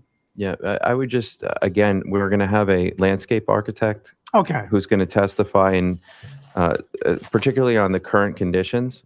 right. She has a lot to say Okay. about what's in there now. I look forward to that. Yeah. Thank you. On the retaining wall where the turnaround is, I think the retaining wall actually goes around pretty far around the curve of the street and then the other direction as well. Is that right? It's not 6 foot the whole distance? No, it's not. It's only right near the detention basin there. And then as it tapers off, it goes down to, 4, 3, 2 feet. It lessens as it tapers away. Okay, because some of them look like they're around the houses also. We do have some. You can. I guess I'm supposed to be. It's easier.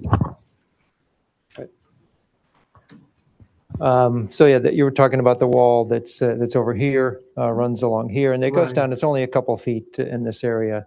At the back of some of the units, we have some retaining walls because actually a couple of the units have exposed lower levels, so that accommodates that at the backs of these units.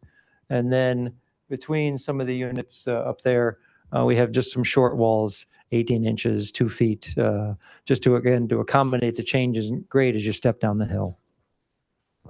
Okay, thank you. Okay, I mean, I do have a concern on the number of units being proposed. You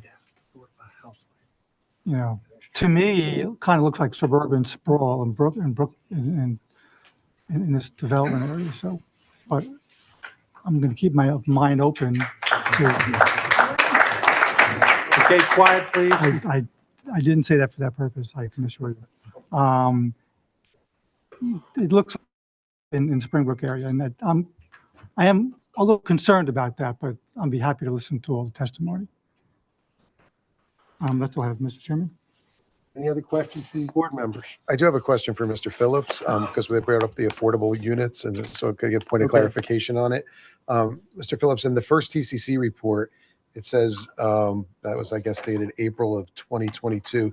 It says the TCC advised the applicant that it would discuss with the administration whether there was any interest in rezoning for inclusionary housing, and said, especially in terms of a set aside for affordable units. Was that based on, because I heard something about 40 townhomes, which I wasn't familiar with. Was that based on an older plan?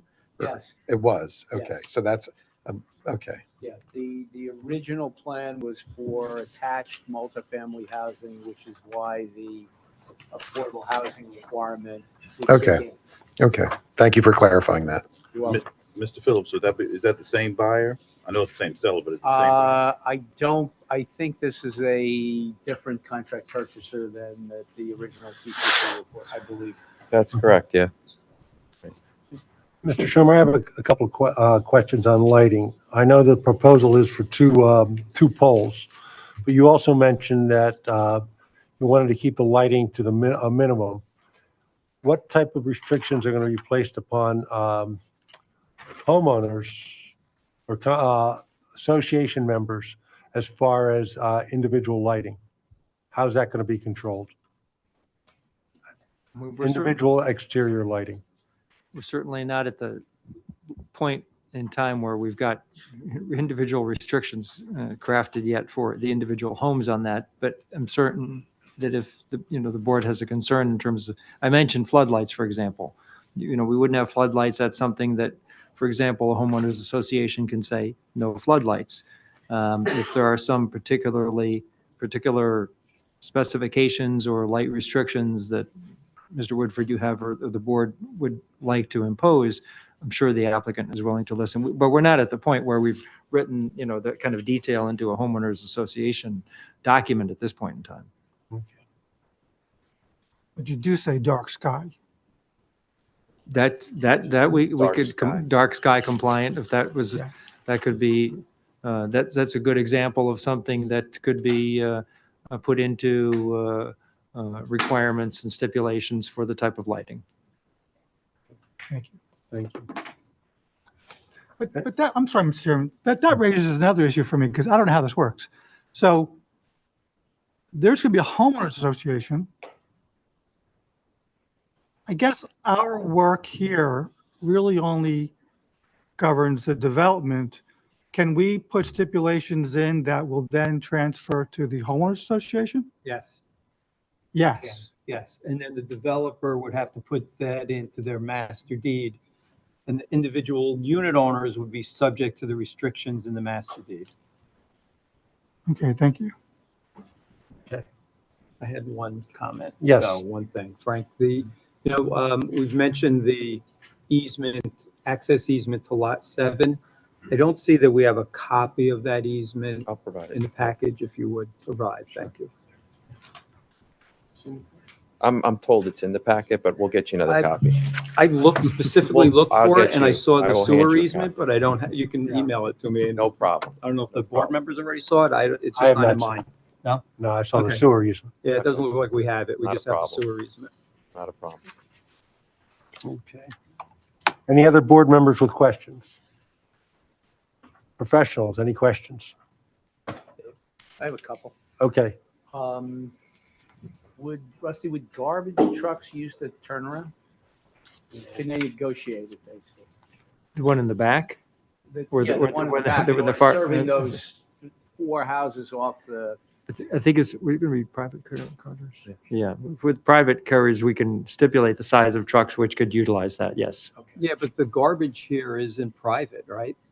The municipality picks up for every other condominium association in the town.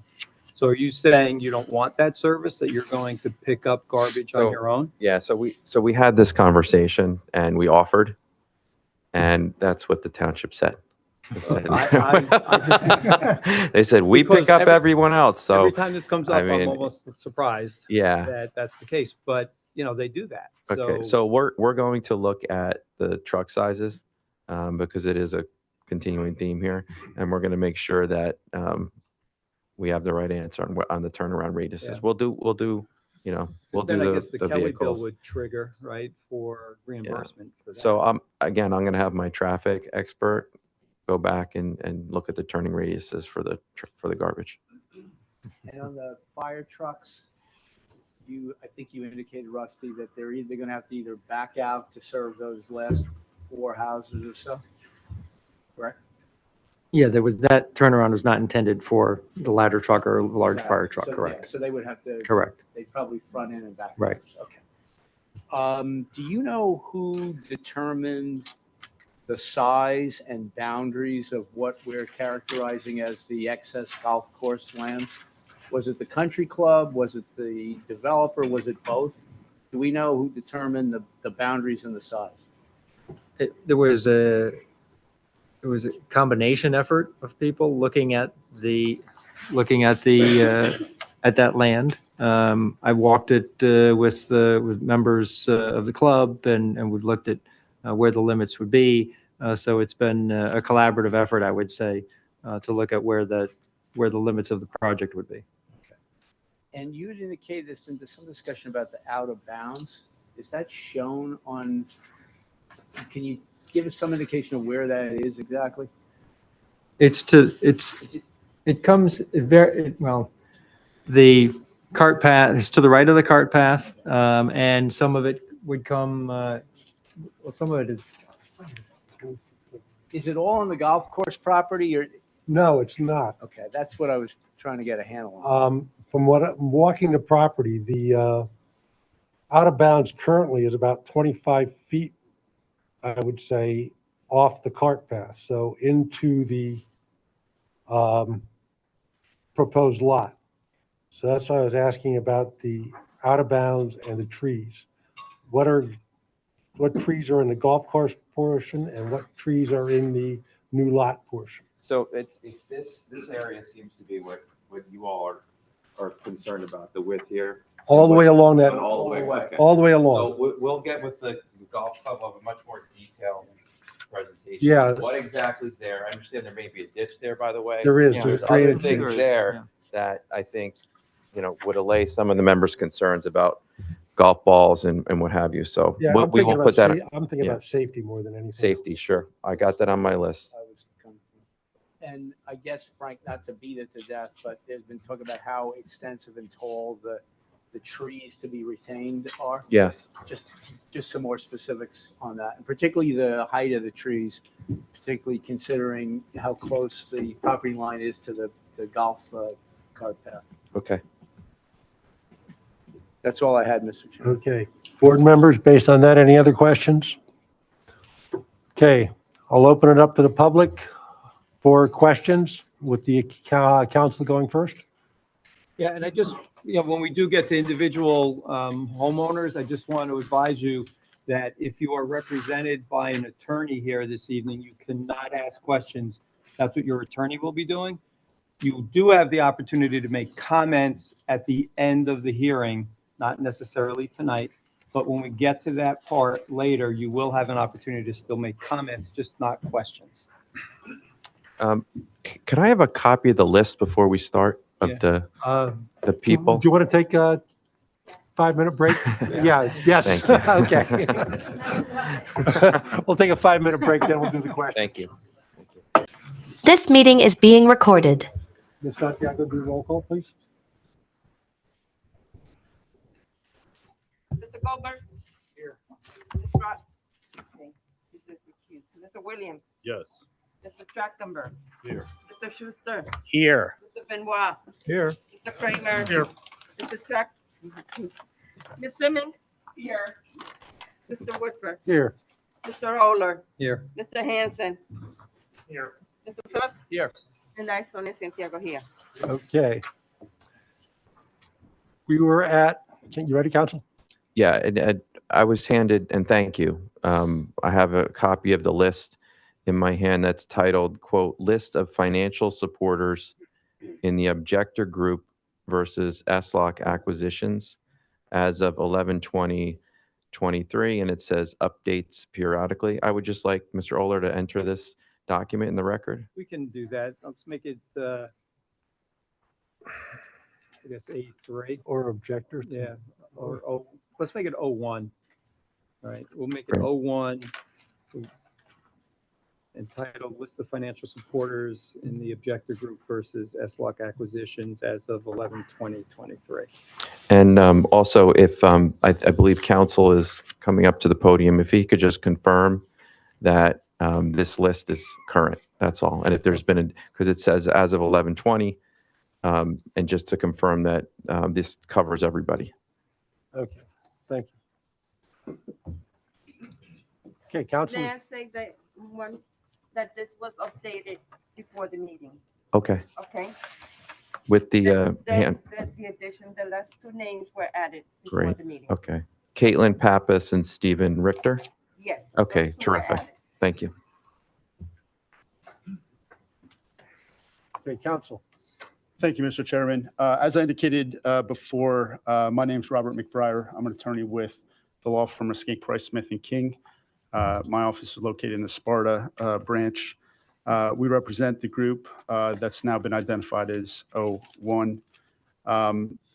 They strongly oppose the application for a number of reasons, but in some, they're concerned that the development proposal directly contravenes the township's master plan and its longstanding goals, as well as the township zoning code, which outright prohibits residential cluster development in the OSGU zone. There are also Mr. Chair? concerns. I was going to say, this is a time for I understand. questions of the witness, not for, There's a few administrative items. If you can indulge me, the board should be aware that given the scope and complexity of tonight's application and its potential adverse impacts, we did retain Dr. Clay Emerson of Princeton Hydro to address potential adverse stormwater impacts. He intends to provide testimony in that regard. I understand that tonight's meeting will be carried into possibly one or two more meetings. I didn't know if, for scheduling purposes, I can convey to him what evening he may be available. We'll discuss that. Is he going to be issuing you a report? I'll confirm that. Mr. Chairman, as you indicated, things happened relatively quickly during the Thanksgiving holiday while we were retained. We're still trying to understand the scope of. I would just ask that if he is providing you with a report, or if he's going to testify here, he provide a report and that you make it available to the applicant so they have time to prepare in response to it. Certainly understood, and that, I think, was the same requirement imposed on the applicant's planner. Correct. Additionally, I didn't receive any township tech or review reports from the township planner or the township engineer. Can the board confirm that no such reports were prepared in relationship to tonight's application? Well, there's a TCC report, but. We have several TCC reports at which are actually drafted by the township planner, and the township engineer is part of the TCC. There's no other separate report. Council, could you just confirm the dates that those reports were issued? July 31, 23, May 16 of 23, April 26 of 22. So there are three of them, correct? Yes, correct. Okay. I thought I heard earlier during the applicant's opening remarks that there may have been more, but I think they were supplemented by a fire department report and a utility report. So those three plus those two reports round out what's before the Fire board. department report, there's a environmental commission report. There's a water utility. Right. And Southeast Marsh. SMUCMA's report. Right. Excellent, thank you. And then finally, maybe a question for the board or even for the applicant. Is it accurate that an environmental impact statement was not prepared for the proposed development? I don't have one. I don't have one. Was No. that decision Only a made? stormwater management report. There's no EIS submitted. Correct. And who made the decision not to provide the board with an EIS? Are you asking me? Either the board or the applicant? They who makes None of your decisions business. on their side. Well, it is my business. No, it certainly isn't. Section 57-161 governs EIS requirements and submission Well, guidelines. you're asking me if, who decided or why we didn't decide. That's between me and my client. I'm not asking for attorney-client privilege. I'm Okay, asking well, then for that's the answer. a decision on whether an EIS was required or whether findings of facts were made regarding the requirement to submit one.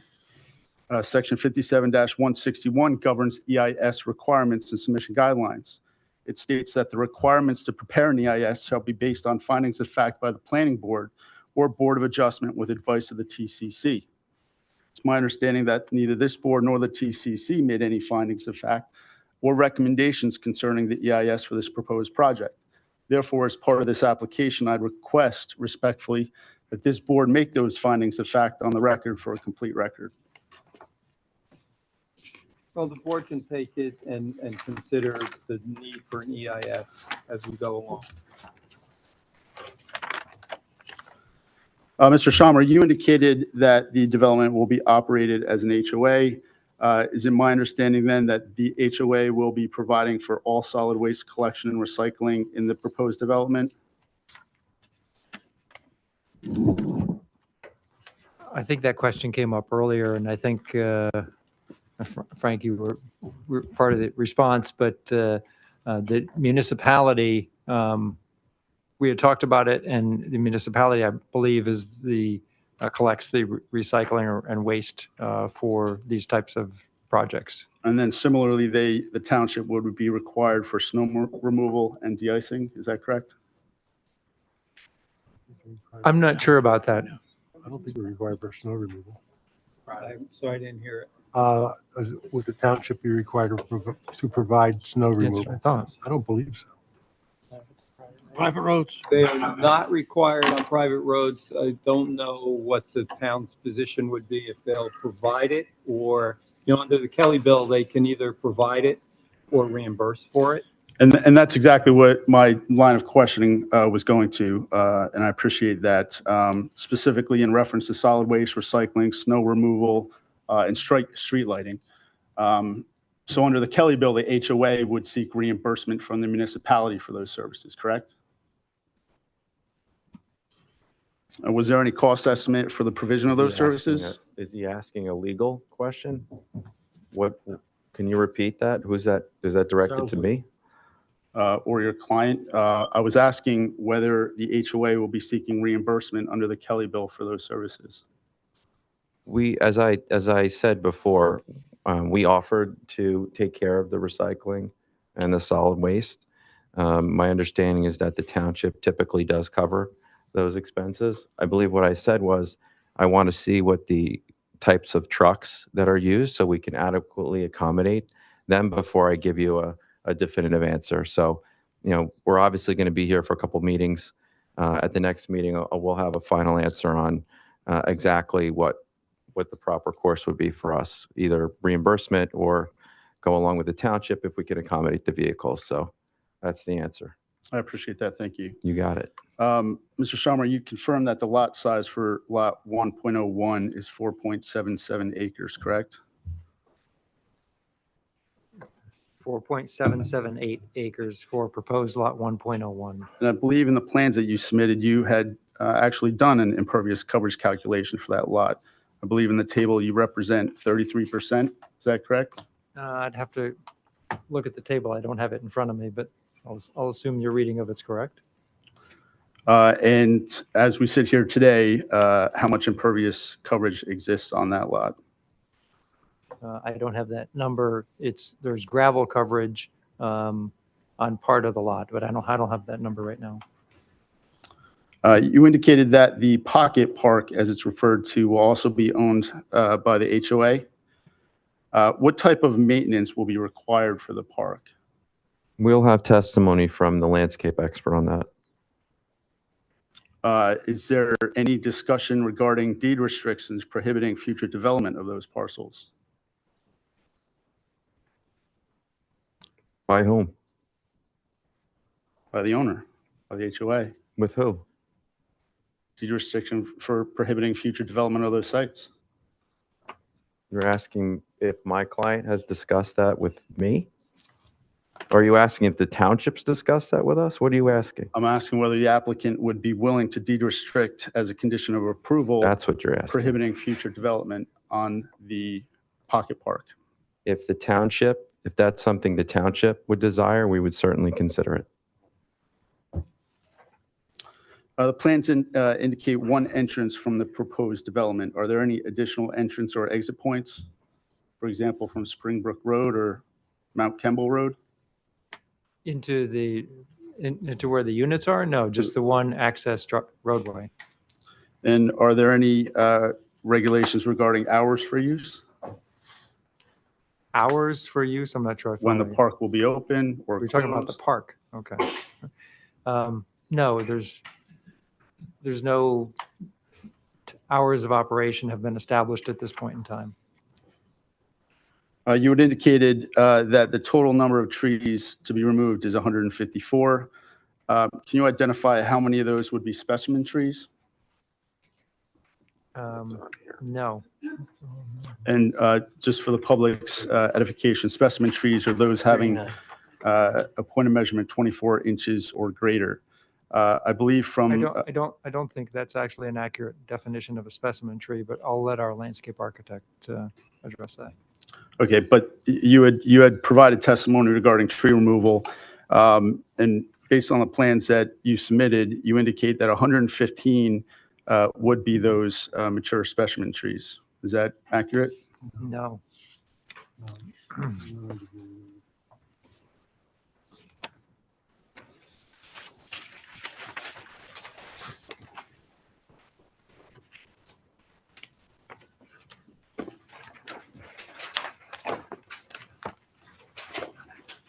You just refer to your plan and I think So what's the question? he said no.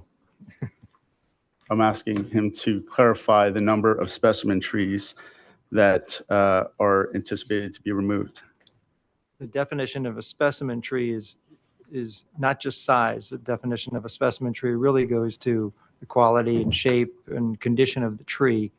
If the question is how many trees we are removing of different sizes, I can answer that. But specimen tree specifically is a more qualitative characteristic of the tree, not just because it's large makes it a specimen tree. And you identified that only 142 of the required 306 would be replaced, which represents less than 50% is required. Is that correct? 142 trees would be planted, correct. And I think this was brought up by one of the board members, but would the applicant consider amending the plan to limit the scale of tree removal? I can't answer that. Was any analysis performed regarding the impacts that may be caused to air quality or stormwater runoff by the removal of trees? I don't really get the question, but by the removal of trees, we have a stormwater management report, as I testified to, which talks about water quantity, water quality. Air quality was not a requirement for measurement.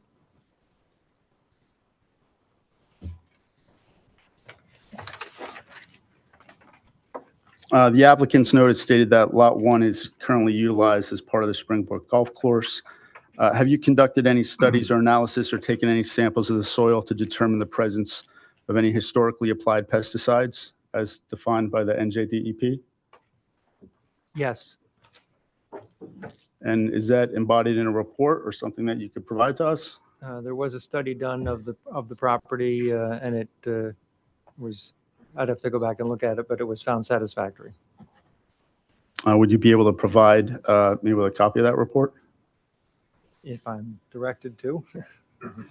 I'd ask respectfully that you do provide that. We'll take it under consideration. Will the bioretention basins be landscaped? Yes. How so?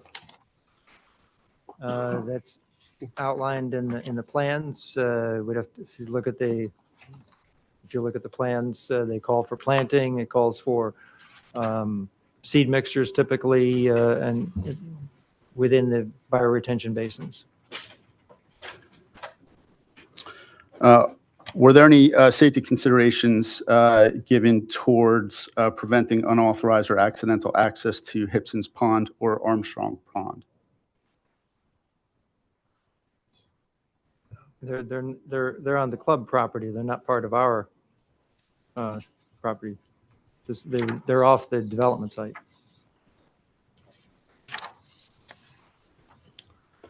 All right, I'm going to reserve, I want to consult my client, see if there are any further questions. And I know there are other attorneys here that have some questions for you, but I appreciate your time and consideration. Thank you. Thank you.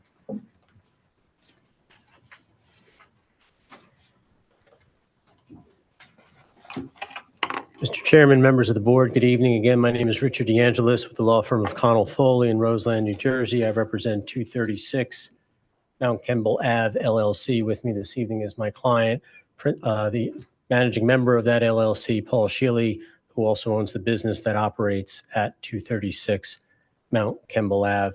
I would like to know for the record, and I will not make any sort of summation, as I said earlier, I was only retained late Wednesday, really did not have an opportunity to review the papers that were available online, the plans, application, and so forth in great detail.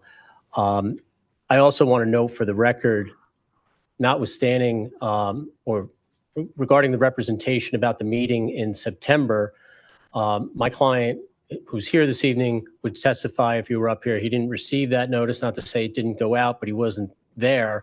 And I think more importantly, my client is directly impacted by this application, given the fact that he has easement rights over that access driveway, which is Mr. Schomer, who I know, it's been a while, hello, said it's the primary point of ingress and egress. It's really the only, because the ingress and egress. That would be, I think we're getting a little further on. Let's ask questions to Mr. Schomer right now and let's see what he knows. Absolutely, Mr. Chairman, if you would just indulge me for a moment. Again, I just want to be clear, nobody's contacted my client directly about this application until he received the notice in the mail last week, not the owner of the adjacent properties, lots 8 and 9, or the contract purchaser or the developer. Mr. Schomer, could you tell us the distance of, there's a path, maybe if you could pull up A2, I believe it was.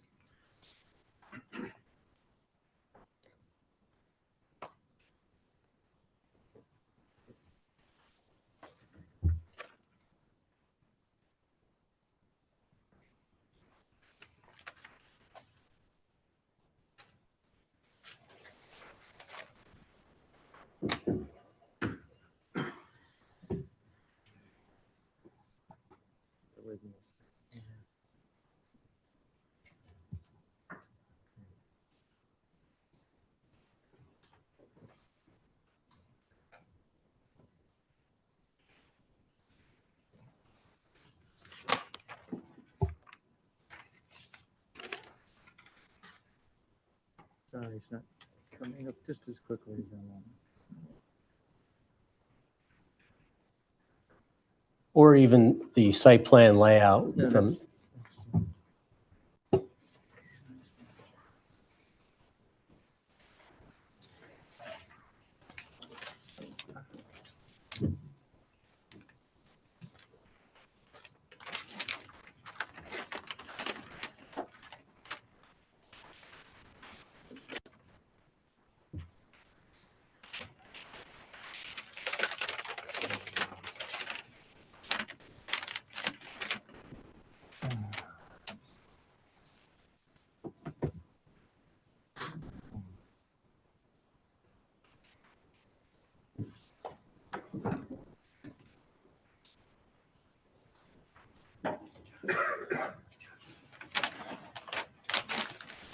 For some reason, it's not coming up.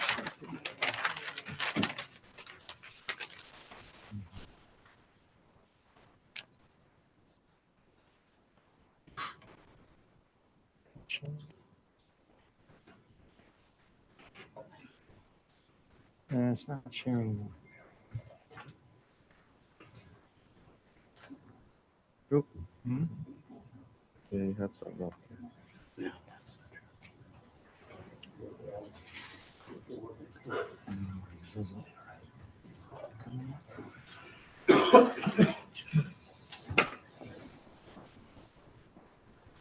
Just to share, we're sharing before.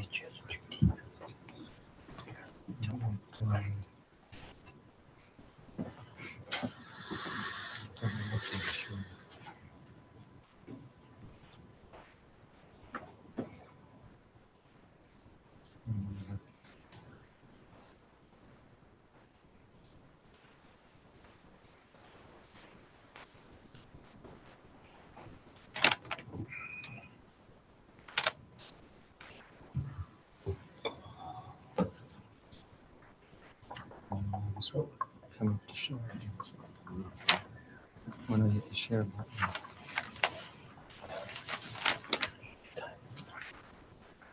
It's not appearing on this. Mr. Chair, can you give us a couple minutes off the record? We got to fix a tech issue. Sure. Thank you. I didn't mean to break anything. You succeeded. You succeeded. Well, I'm trying, I got this exhibit, but I can't get this. That's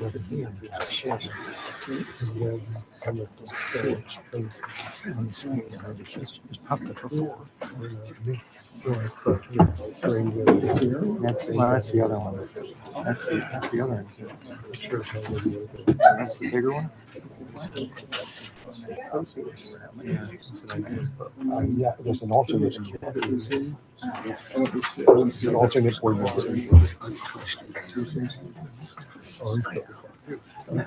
Do you need her name? Yeah. Betty, is it B-E-T-T? Betty,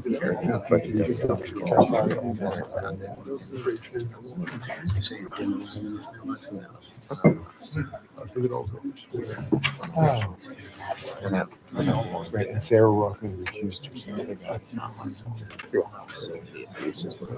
I think I'll call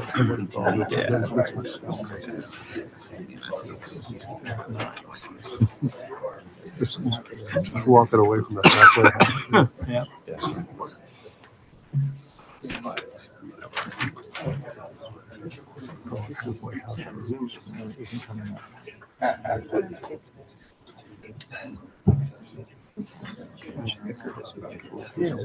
They made it wider. So it fits in the briefcase easier. Yeah, right.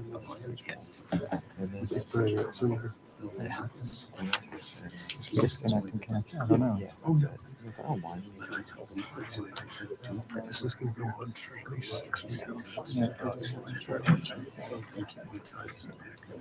I probably will, and I'm going to tell them who the provider was, you know, and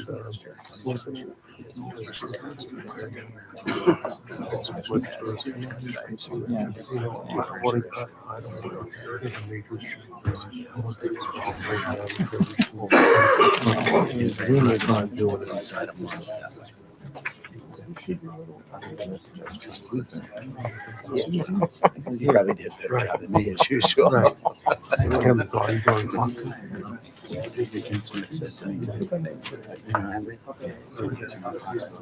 right. Thank God I didn't get this.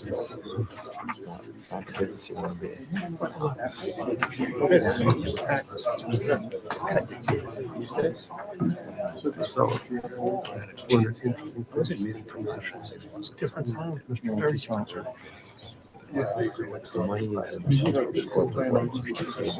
Yeah, I can just do that. Anyway. There you go. Oh, you got it. You getting tired? I am. It's mostly Thanksgiving. I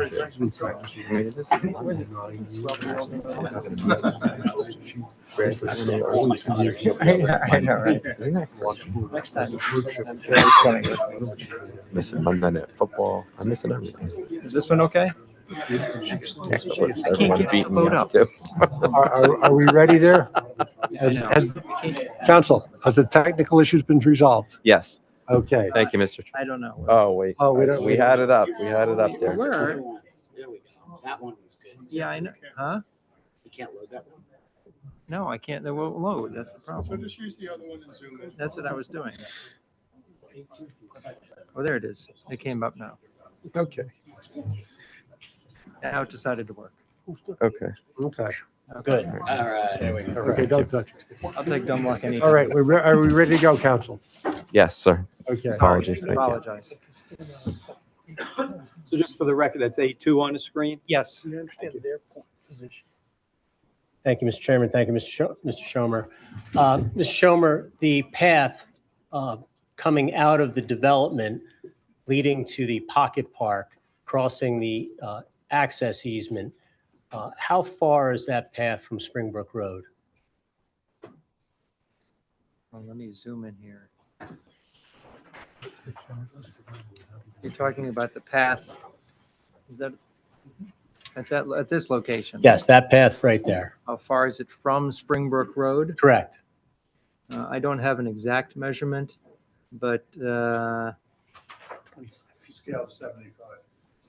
yeah, probably from the property line about 75, and then maybe it's a little further, but yeah, 75, 80 feet. Sure.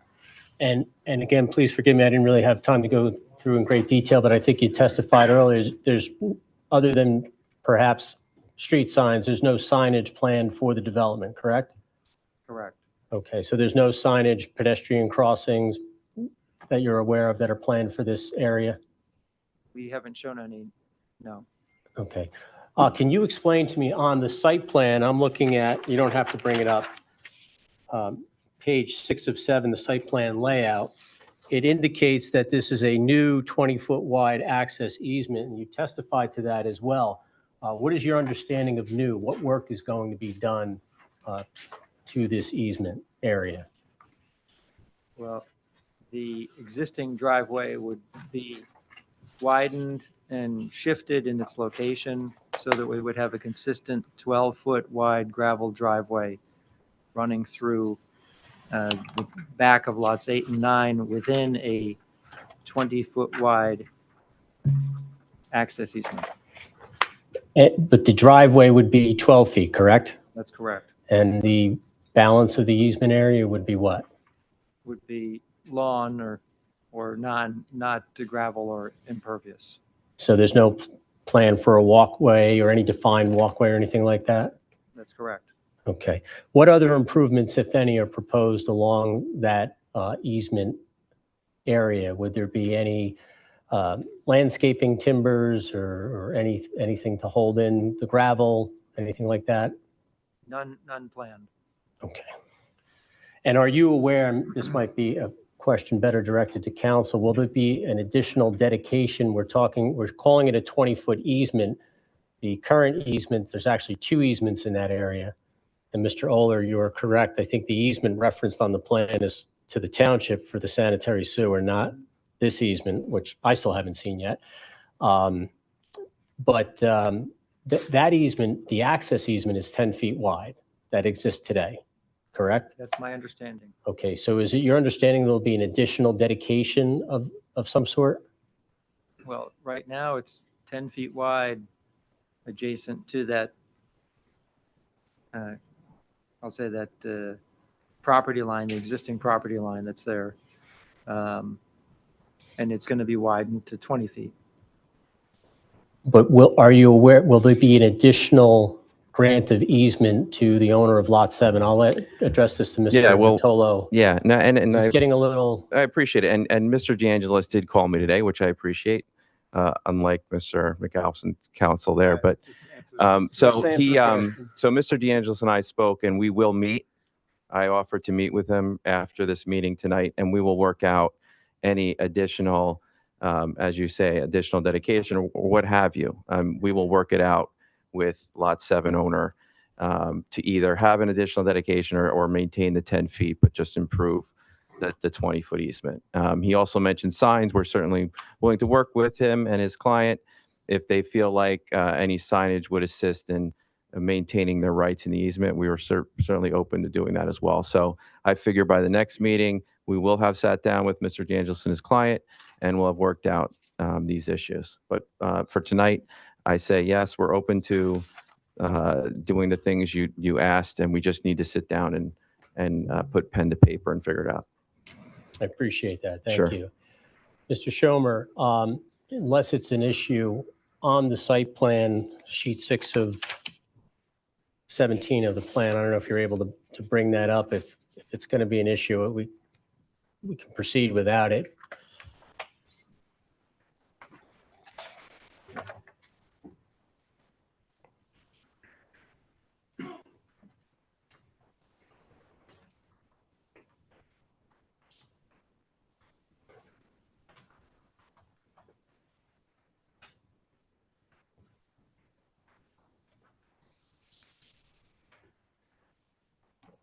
Okay, thank you. So from what I can tell in my eyesight, it's not what it used to be. You have along the easement area, the 40-foot setback that you had testified to earlier. And it looks like for the most part, except for the house closest to Springbrook, the corner of that house is about 48 feet from the boundary line in the easement area, and the rest are about 40 feet, correct? I'm sorry, I didn't quite follow that. The distance from the proposed improvements to the easement areas ranges from 40 feet to about 48 feet, correct? You mean the proposed? The homes. Proposed homes? The homes. Okay, yes, along that side, we're maintaining a tract setback of a minimum of 40 feet. Okay. And you would agree that there are slopes in this area, correct? Yes. Okay. And what's the nearest point of slope disturbance to the easement area? How far back will the developer have to dig out to accommodate the proposed development? More or less to the property line, there'll be a changing, be grading. So they're going to go all the way back. I'm sorry to cut you off there. That's right. They're going to go all the way back to the boundary line, Close to it, clear the trees. close to it. And what are the slopes there from I don't have the plan in front of me, and if I did, I couldn't read it. And that's not your fault, that's mine. I only have these 11 by 17 things that I printed today. From the boundary line to the 40-foot setback line, what are we talking about in terms of slopes? There'll be a 3-to-1 slope at the back of those units to the property line. And is there any concern about the stability of the easement area accommodating vehicular traffic as a result of the work that's going to be done along the boundary line there? No. Did you do any studies in that regard? No studies. We looked at the grading, and as part of the grading plan, we looked at what the grades would be along that new driveway, and we looked at the grades would be on the property, and I'm confident that the driveway can be stable. And there are no proposed improvements along that boundary line, along the easement area you're saying it's not necessary to stabilize it? The ground will be stabilized. It will be stabilized, but there's no danger of instability because of the slope or the driveway. And maybe I missed it. How will it be stabilized? Normal construction methods, when the driveway is installed, it's compacted and stabilized. Okay, but what about the slope that's holding it up? That's what I'm asking. That will be planted and stabilized. Okay, and in more specifically? That area will be a meadow type of planting to stabilize the slope. And there will also be some landscaping in that area. And do you know about approximately, can you testify this evening? I know there's a tree removal plan. How many trees will be removed along that slope to accommodate the development along the easement area? We're going to have that laid out for you, council, and for the board at our next meeting. We're going to have, because it seems that's like the third person asked for it. So give us the time to plot it out and have the right answer so we could do it one time. Okay. Thank you. And nothing further, Yep. Mr. Chairman. Thank you. Just as a follow-up, Mr. Schomer, during the course of construction, how will that easement be stabilized so that the easement holder can utilize it as a driveway? Well, it's a level driveway now going through there, and that will remain. We're not. Right, but when you grades disturb there- that slope next to it, That won't change the stability of the driveway.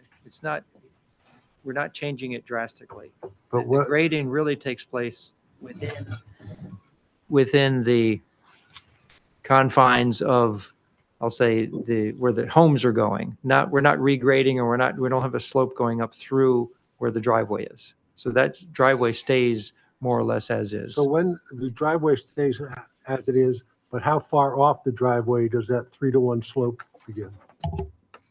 Several feet. I'd have to get an exact measurement, but several feet away. So there's no concern about the stability of that driveway.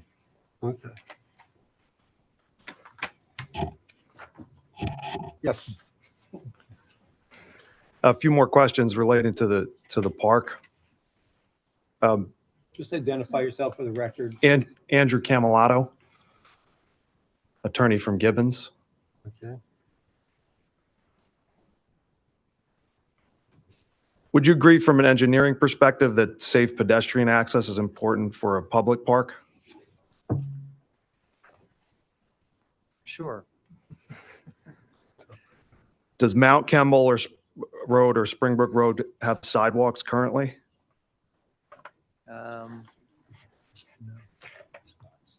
Not right here, but further up, I think Mount Campbell, Mount Campbell may further up, but not So right, not right in adja- front, right in front of here. Not adjacent to the site. And does your plan propose sidewalks on Mount Campbell or Springbrook Road? No, From an engineering perspective, would you consider vehicular access and parking for the public important for a public park? not necessarily.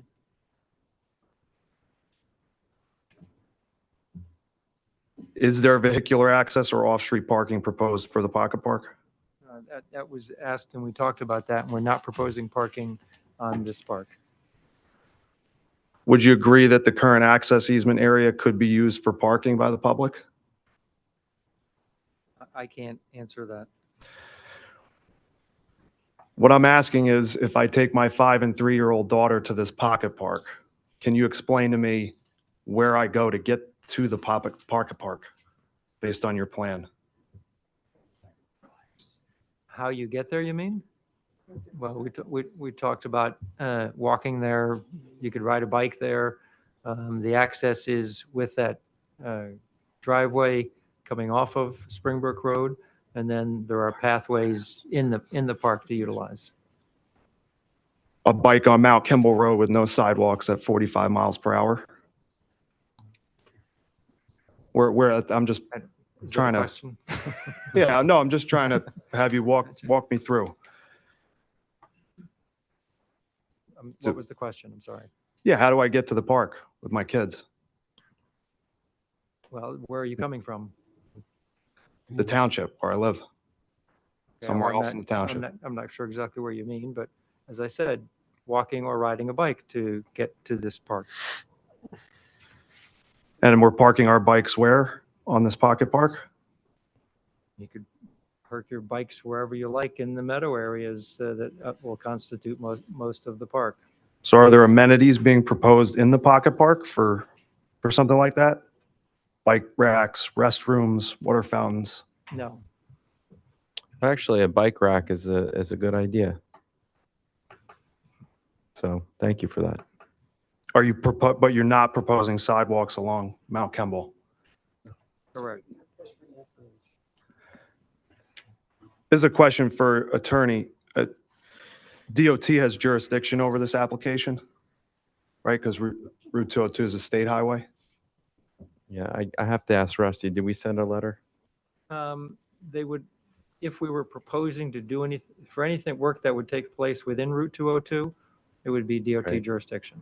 Or you're subdividing on a state highway, so DOT has jurisdiction over the application. There's no work or activities proposed, so there's nothing for them to review. A simple, No interest. what's proposed here doesn't propose any work on 202, so that wouldn't require any, it's only if you're doing work within Route 202. Well, I understood though, Frank, I understood you to say that these lots would be merged as part of they would be merged. It would be one subdivision. Isn't that correct? Yes, that's our intention. So that's a subdivision on the state highway. But So there's no DOT has access- There's no access jurisdiction. proposed. There's no roadways or access or driveways onto 202, so the DOT would not review it. So the applicant does not propose to work with DOT on pocket park access whatsoever. We're not So- proposing any work on 202 that requires DOT approval. I So don't there think- clearly won't be any sidewalks on 202 proposed. I think I answered that. No, we're not proposing sidewalks on 202. So you won't be looking to work with DOT at all on this application, despite it being a subdivision on a state highway? I think that's If been the DOT answered. If a DOT permit's required, we'll seek it. They will, council, they will have to at least get a letter of no interest from DOT, right? You have to get something to satisfy the checklist. It is on a state highway. If they have an interest in it, they'll look at it. If they don't, they'll give you a letter that says they're not interested. Correct. right?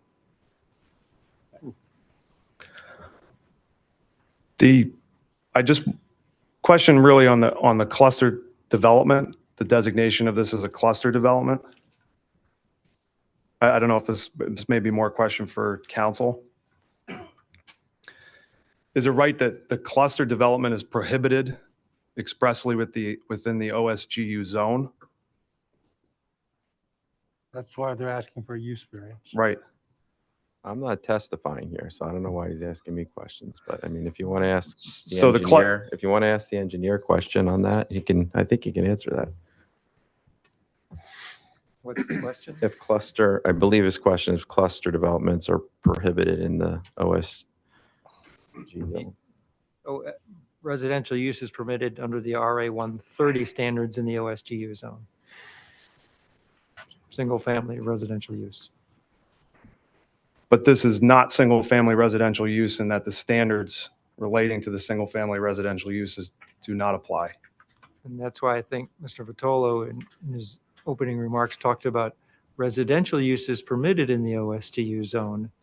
So residential use in and of itself is permitted in the OSGU zone, but it's sort of the form and type and density. So that's why we're seeking the variances. So the single-family residential standards do not apply as far as the bulk standards, pervious coverage. But at the same time, the affordable housing set aside does not apply because you're not a multifamily. I just want to make sure I'm gonna understanding. defer that question. Okay. Our planner is going to testify about a lot of this. So I'm going to defer that question. Thank you. Okay, other members of the public not represented by council can ask questions. Questions only.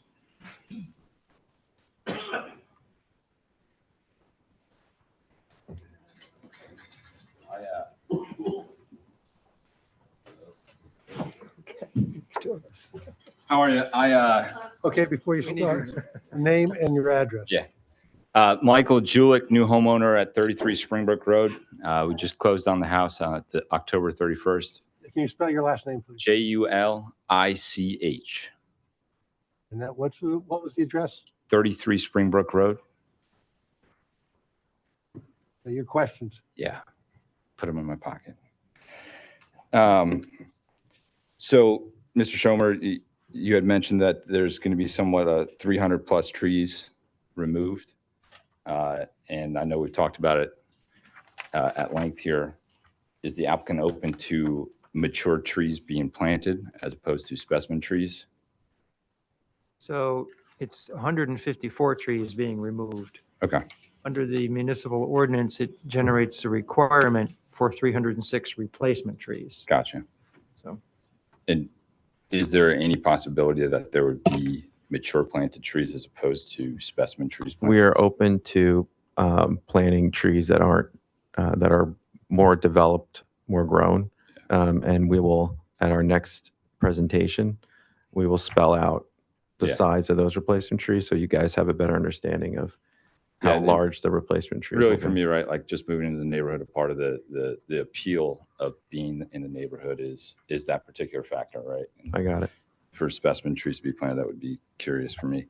In regards to your water retention plans, have you gone into any depth about what happens if they overflow? What type of damage we should expect? well, they're designed for storms up to and including the 100-year storm as required. So that's a pretty significant rainfall.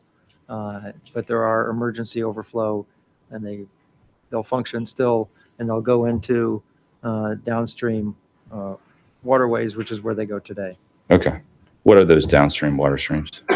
Well, there's water courses within the club's property, and as I mentioned, Armstrong Pond and Hipson's Pond is at the low end. So those are the receiving waters Okay. for runoff from this area. So it wouldn't be any type of flooding in the actual road or anything like that? No, we're not in a flood hazard area or flood zone. New homeowner, so silly questions. That's right. Appreciate the Not at time. all. Thank you. Thank you.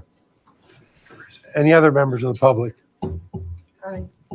Step up to the microphone, name and address. Yes, my name is Kristen Neymark, and I live on 24 Keats Way. And Spell your last name, please.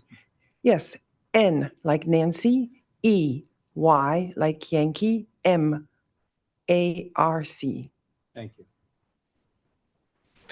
And my question has to do, I also would like to thank you for such a thorough presentation this evening. You held up very well under pressure, and I learned a lot, and I do want to say thank you for that. I would like to know, sir, if it would be possible for you to find a way to install a sidewalk on Springbrook Road. Because if I am a wonderful folk living in your carriage house, and I simply would like to walk up to Mount Kimball with my babies, how can I do that? Because there is no sidewalk. So I think that having a sidewalk on Springbrook affects not just the people who, but I also believe that proposed new community. And I would hope that you could consider that. Thank you very much. Okay, thank you. Okay, questions? Any other questions from members of the public not represented by council?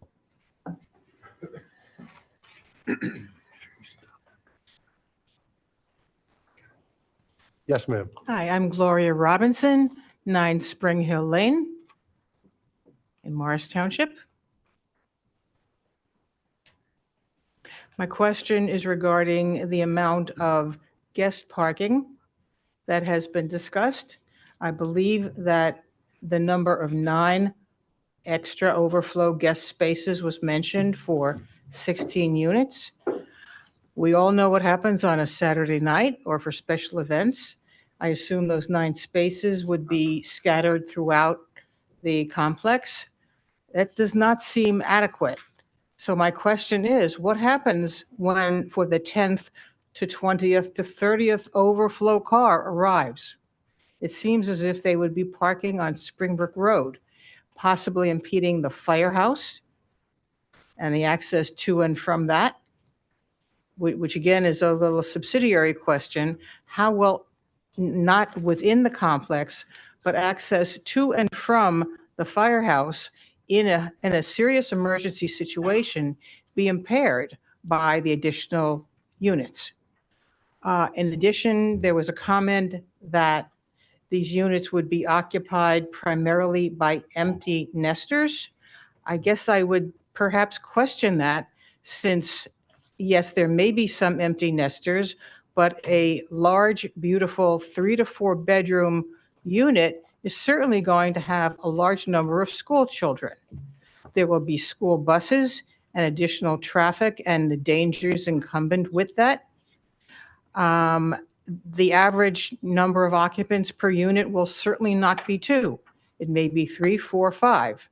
There are many additional issues with introducing a larger number of students.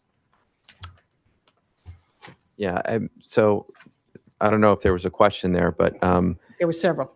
okay. The question on the number of cars that are going to be parked will be covered by our traffic and parking guy, Corey Chase, and he's going to be testifying. So it's a good question. I just But you've already respectfully. said it would be 9. Yeah, no, Unless it's we're 10 offering, times that. well, we're offering 9 spaces. That's how many. And our traffic and parking expert will testify about the counts and the study that he did. And he can tell you what he expects to be the number of cars that would utilize the development. And he could also answer questions on overflow. I would just ask your patience for when he comes back or when he testifies that you come up again, and I'll write down your question, but you could certainly ask him that. And then on your second question about school children, our planner will address that issue as well. So we have witnesses. We only had 1 witness so far. We have other witnesses that will be addressing those questions, which are good questions. And again, if the number and preponderance of children certainly relates to how this park will be used. And I don't recall any discussion as to exactly what equipment, what children's equipment, if any, will be in this park. Is it really intended to have slides and swings and that kind of thing? Or is it really just a very restful place with benches? So we have a professional landscape architect who designed this park, and she had an intention in mind of what her vision for how this would be used. So she will be testifying at the next meeting, and she can certainly answer those questions for you. She studied it. She came up with a concept that we really loved, and she had a certain vision for who would be using it, how, and since she'll certainly speak to that. Okay, may I request that the questions that I've posed be entered officially into the documents for further addressing? You're on the record. Okay. You can come back. We've taken notes. They will be addressed, especially when the traffic engineer is up here. So that they will be thoroughly discussed. Okay, thank you.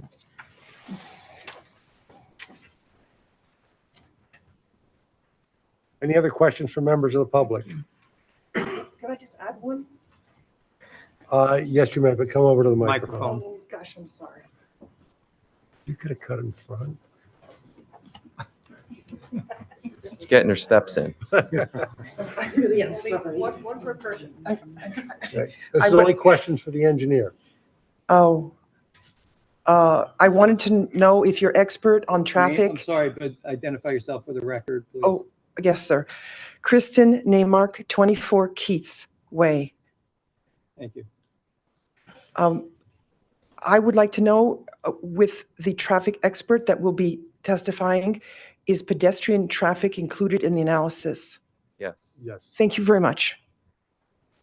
Okay. Any other questions from members of the public for Mr. Schomer? Okay. Close the public portion. Any board members with questions of Mr. Schomer based on questions from the public? I do. I have one question for Mr. Schomer. When we were talking about the slope coming off of lots, I guess, 7 and 8, 8 and 9. 8 and 9, I'm sorry, and the question from one of the attorneys about the stability of that slope. Currently, there's a lot of growth on that slope. So in my sort of layperson's mind, I'm thinking the water that's coming down that slope is being taken up by those trees, those root systems and all, to absorb some of that water that's coming down. With the sort of removal of all those trees, does any analysis or anything that you've done take into account that sort of loss of absorption of water and then creating more of a sort of deluge, or would that be for the landscape architect, or any insight on that?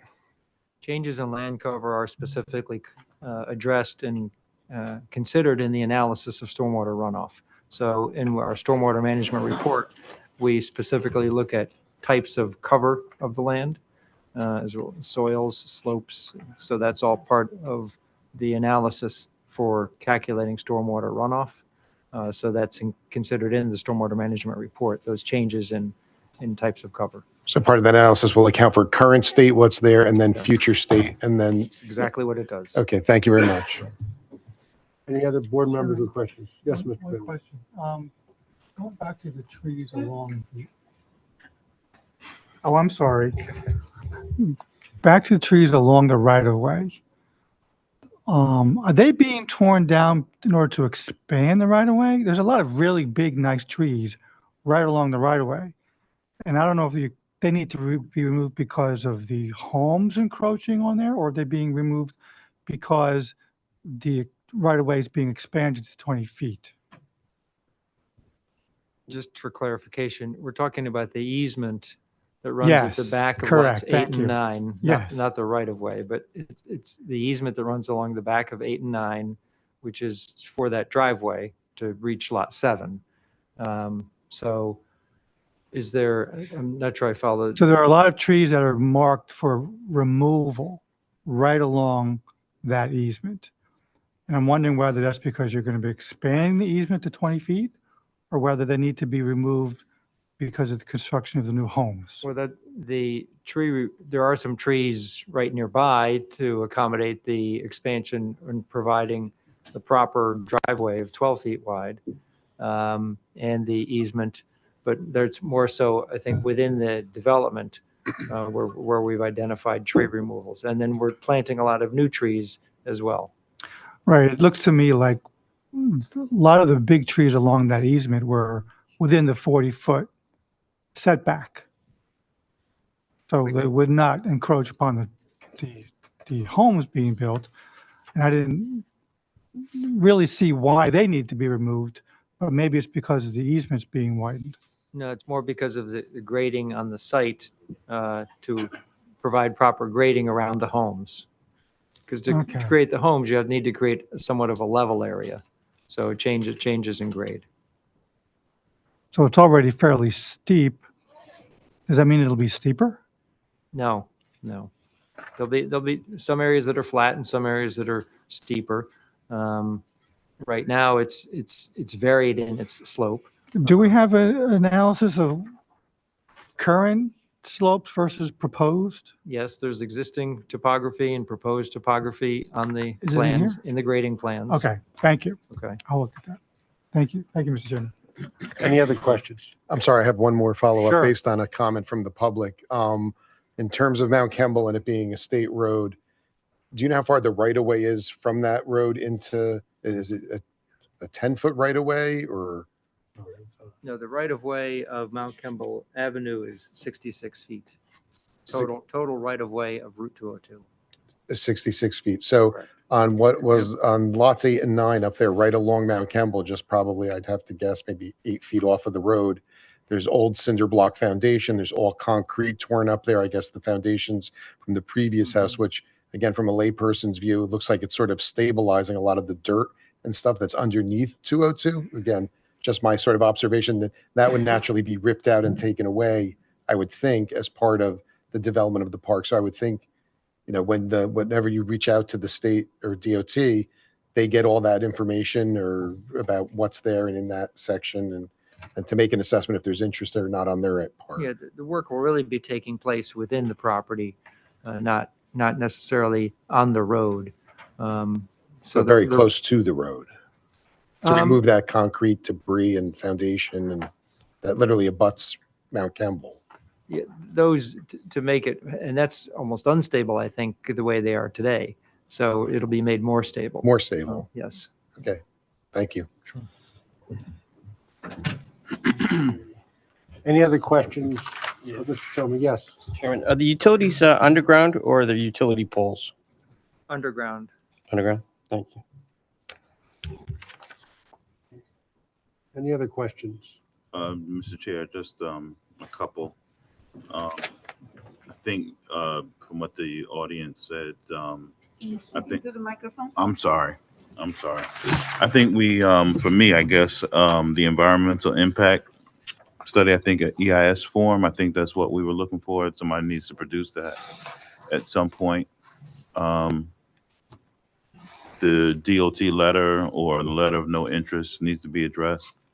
And then most definitely, because like I said, I do walk there 3 times a week or 4 times a week, but sidewalks, I think, would be very, very important to this board. That environmental impact study, we did something, was at 257 Martin Luther King, we did that. And the neighbors came out and said there were eagles or something there. I can't remember what it was, but it was something right across the street, not far, that needed to be addressed. So I think that letter would be good. Thank you. So the board can discuss, you know, the need for an EIS for the property. And with respect to state approvals, as with all other approvals from this board, it would be subject to other outside agency approvals that would be required, and that would be one. I would be interested in seeing on the plans or delineation of the 300-foot setback that's required from certain waters. It's addressed here in the environmental document that we have. There's a picture of it, but it doesn't have that 300-foot delineated against this plan. So we need to know if all of this is outside that 300-foot setback from waters. We'll look at it. Do you understand what I'm Yes. talking about? Yes, I understand. They'll Yeah. address that. Okay. I don't think we're going any further with any other witnesses tonight. So Well, I was going to say, the hardest working person in this chamber was the woman sitting next to me, and she has had it. She is done. So she needs a break. I have only one thing, Mr. Chair, to just wrap up. I see the financial supporters list and their lawyers here. I was wondering if the lawyer would agree to provide a copy of any flyer or flyers that were distributed in the neighborhood so that I could see them? Okay, thank you. That's it, Mr. Chairman. I appreciate it. Okay, I guess there's a couple of things we need to discuss. First thing that comes to mind for me is the approval from the fire department Yes. as to whether the proposed turnaround point is sufficient for them. Will they approve that? Because if not, we're going to have to go back to the drawing board. You'll have to go back to the drawing board as far as how to lay this whole project out. Secondly, you talked about along the sideline, side yards, which trees are going to stay, especially bordering Springbrook, the golf course. Which trees are going to stay, which ones aren't, and sort of a depiction on how high and what kind of screening they're going to provide for the safety of residents in those buildings or visiting those houses. There's other things we were going to talk about. Yeah, I just wondered too, Frank, will you have an expert testify as to the dangers coming off of that tee based on the house locations? We can. You know, Sure. just what the distances are and be helpful. Yep. Any No, other, we will certainly look into that. Yep. SMUCA environmental trees. And I'm just going to go. Oh, the planner's report. Right, planner's report.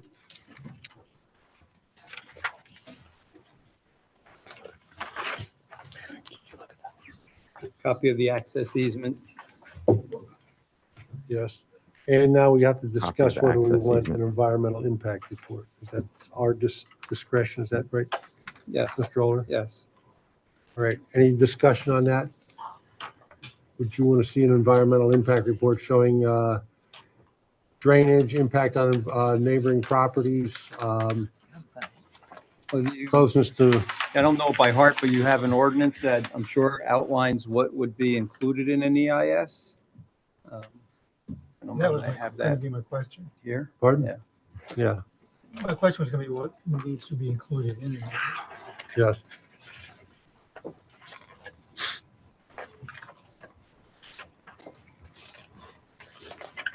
Mr. Aller? Yep. Can we just submit a letter to the board outlining, why we do or don't believe an EIS is appropriate, just so the board has Well, I'm something to thinking you look could at? probably do a reduced version Yeah.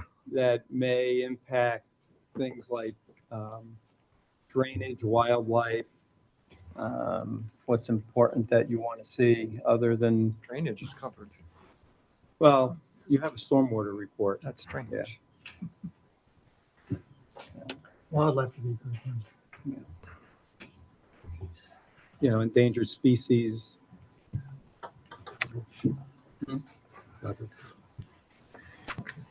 If there's anything, just be a reduced version of a full-blown EIS. Riparian zone versus area. Yeah, if that 300-foot buffer is even Protect water. applicable. Right. 'Cause that's a pond, not a stream, and Yeah. you can impact that. Okay, all right. So Sonia, when would we be able to meet again? Tomorrow.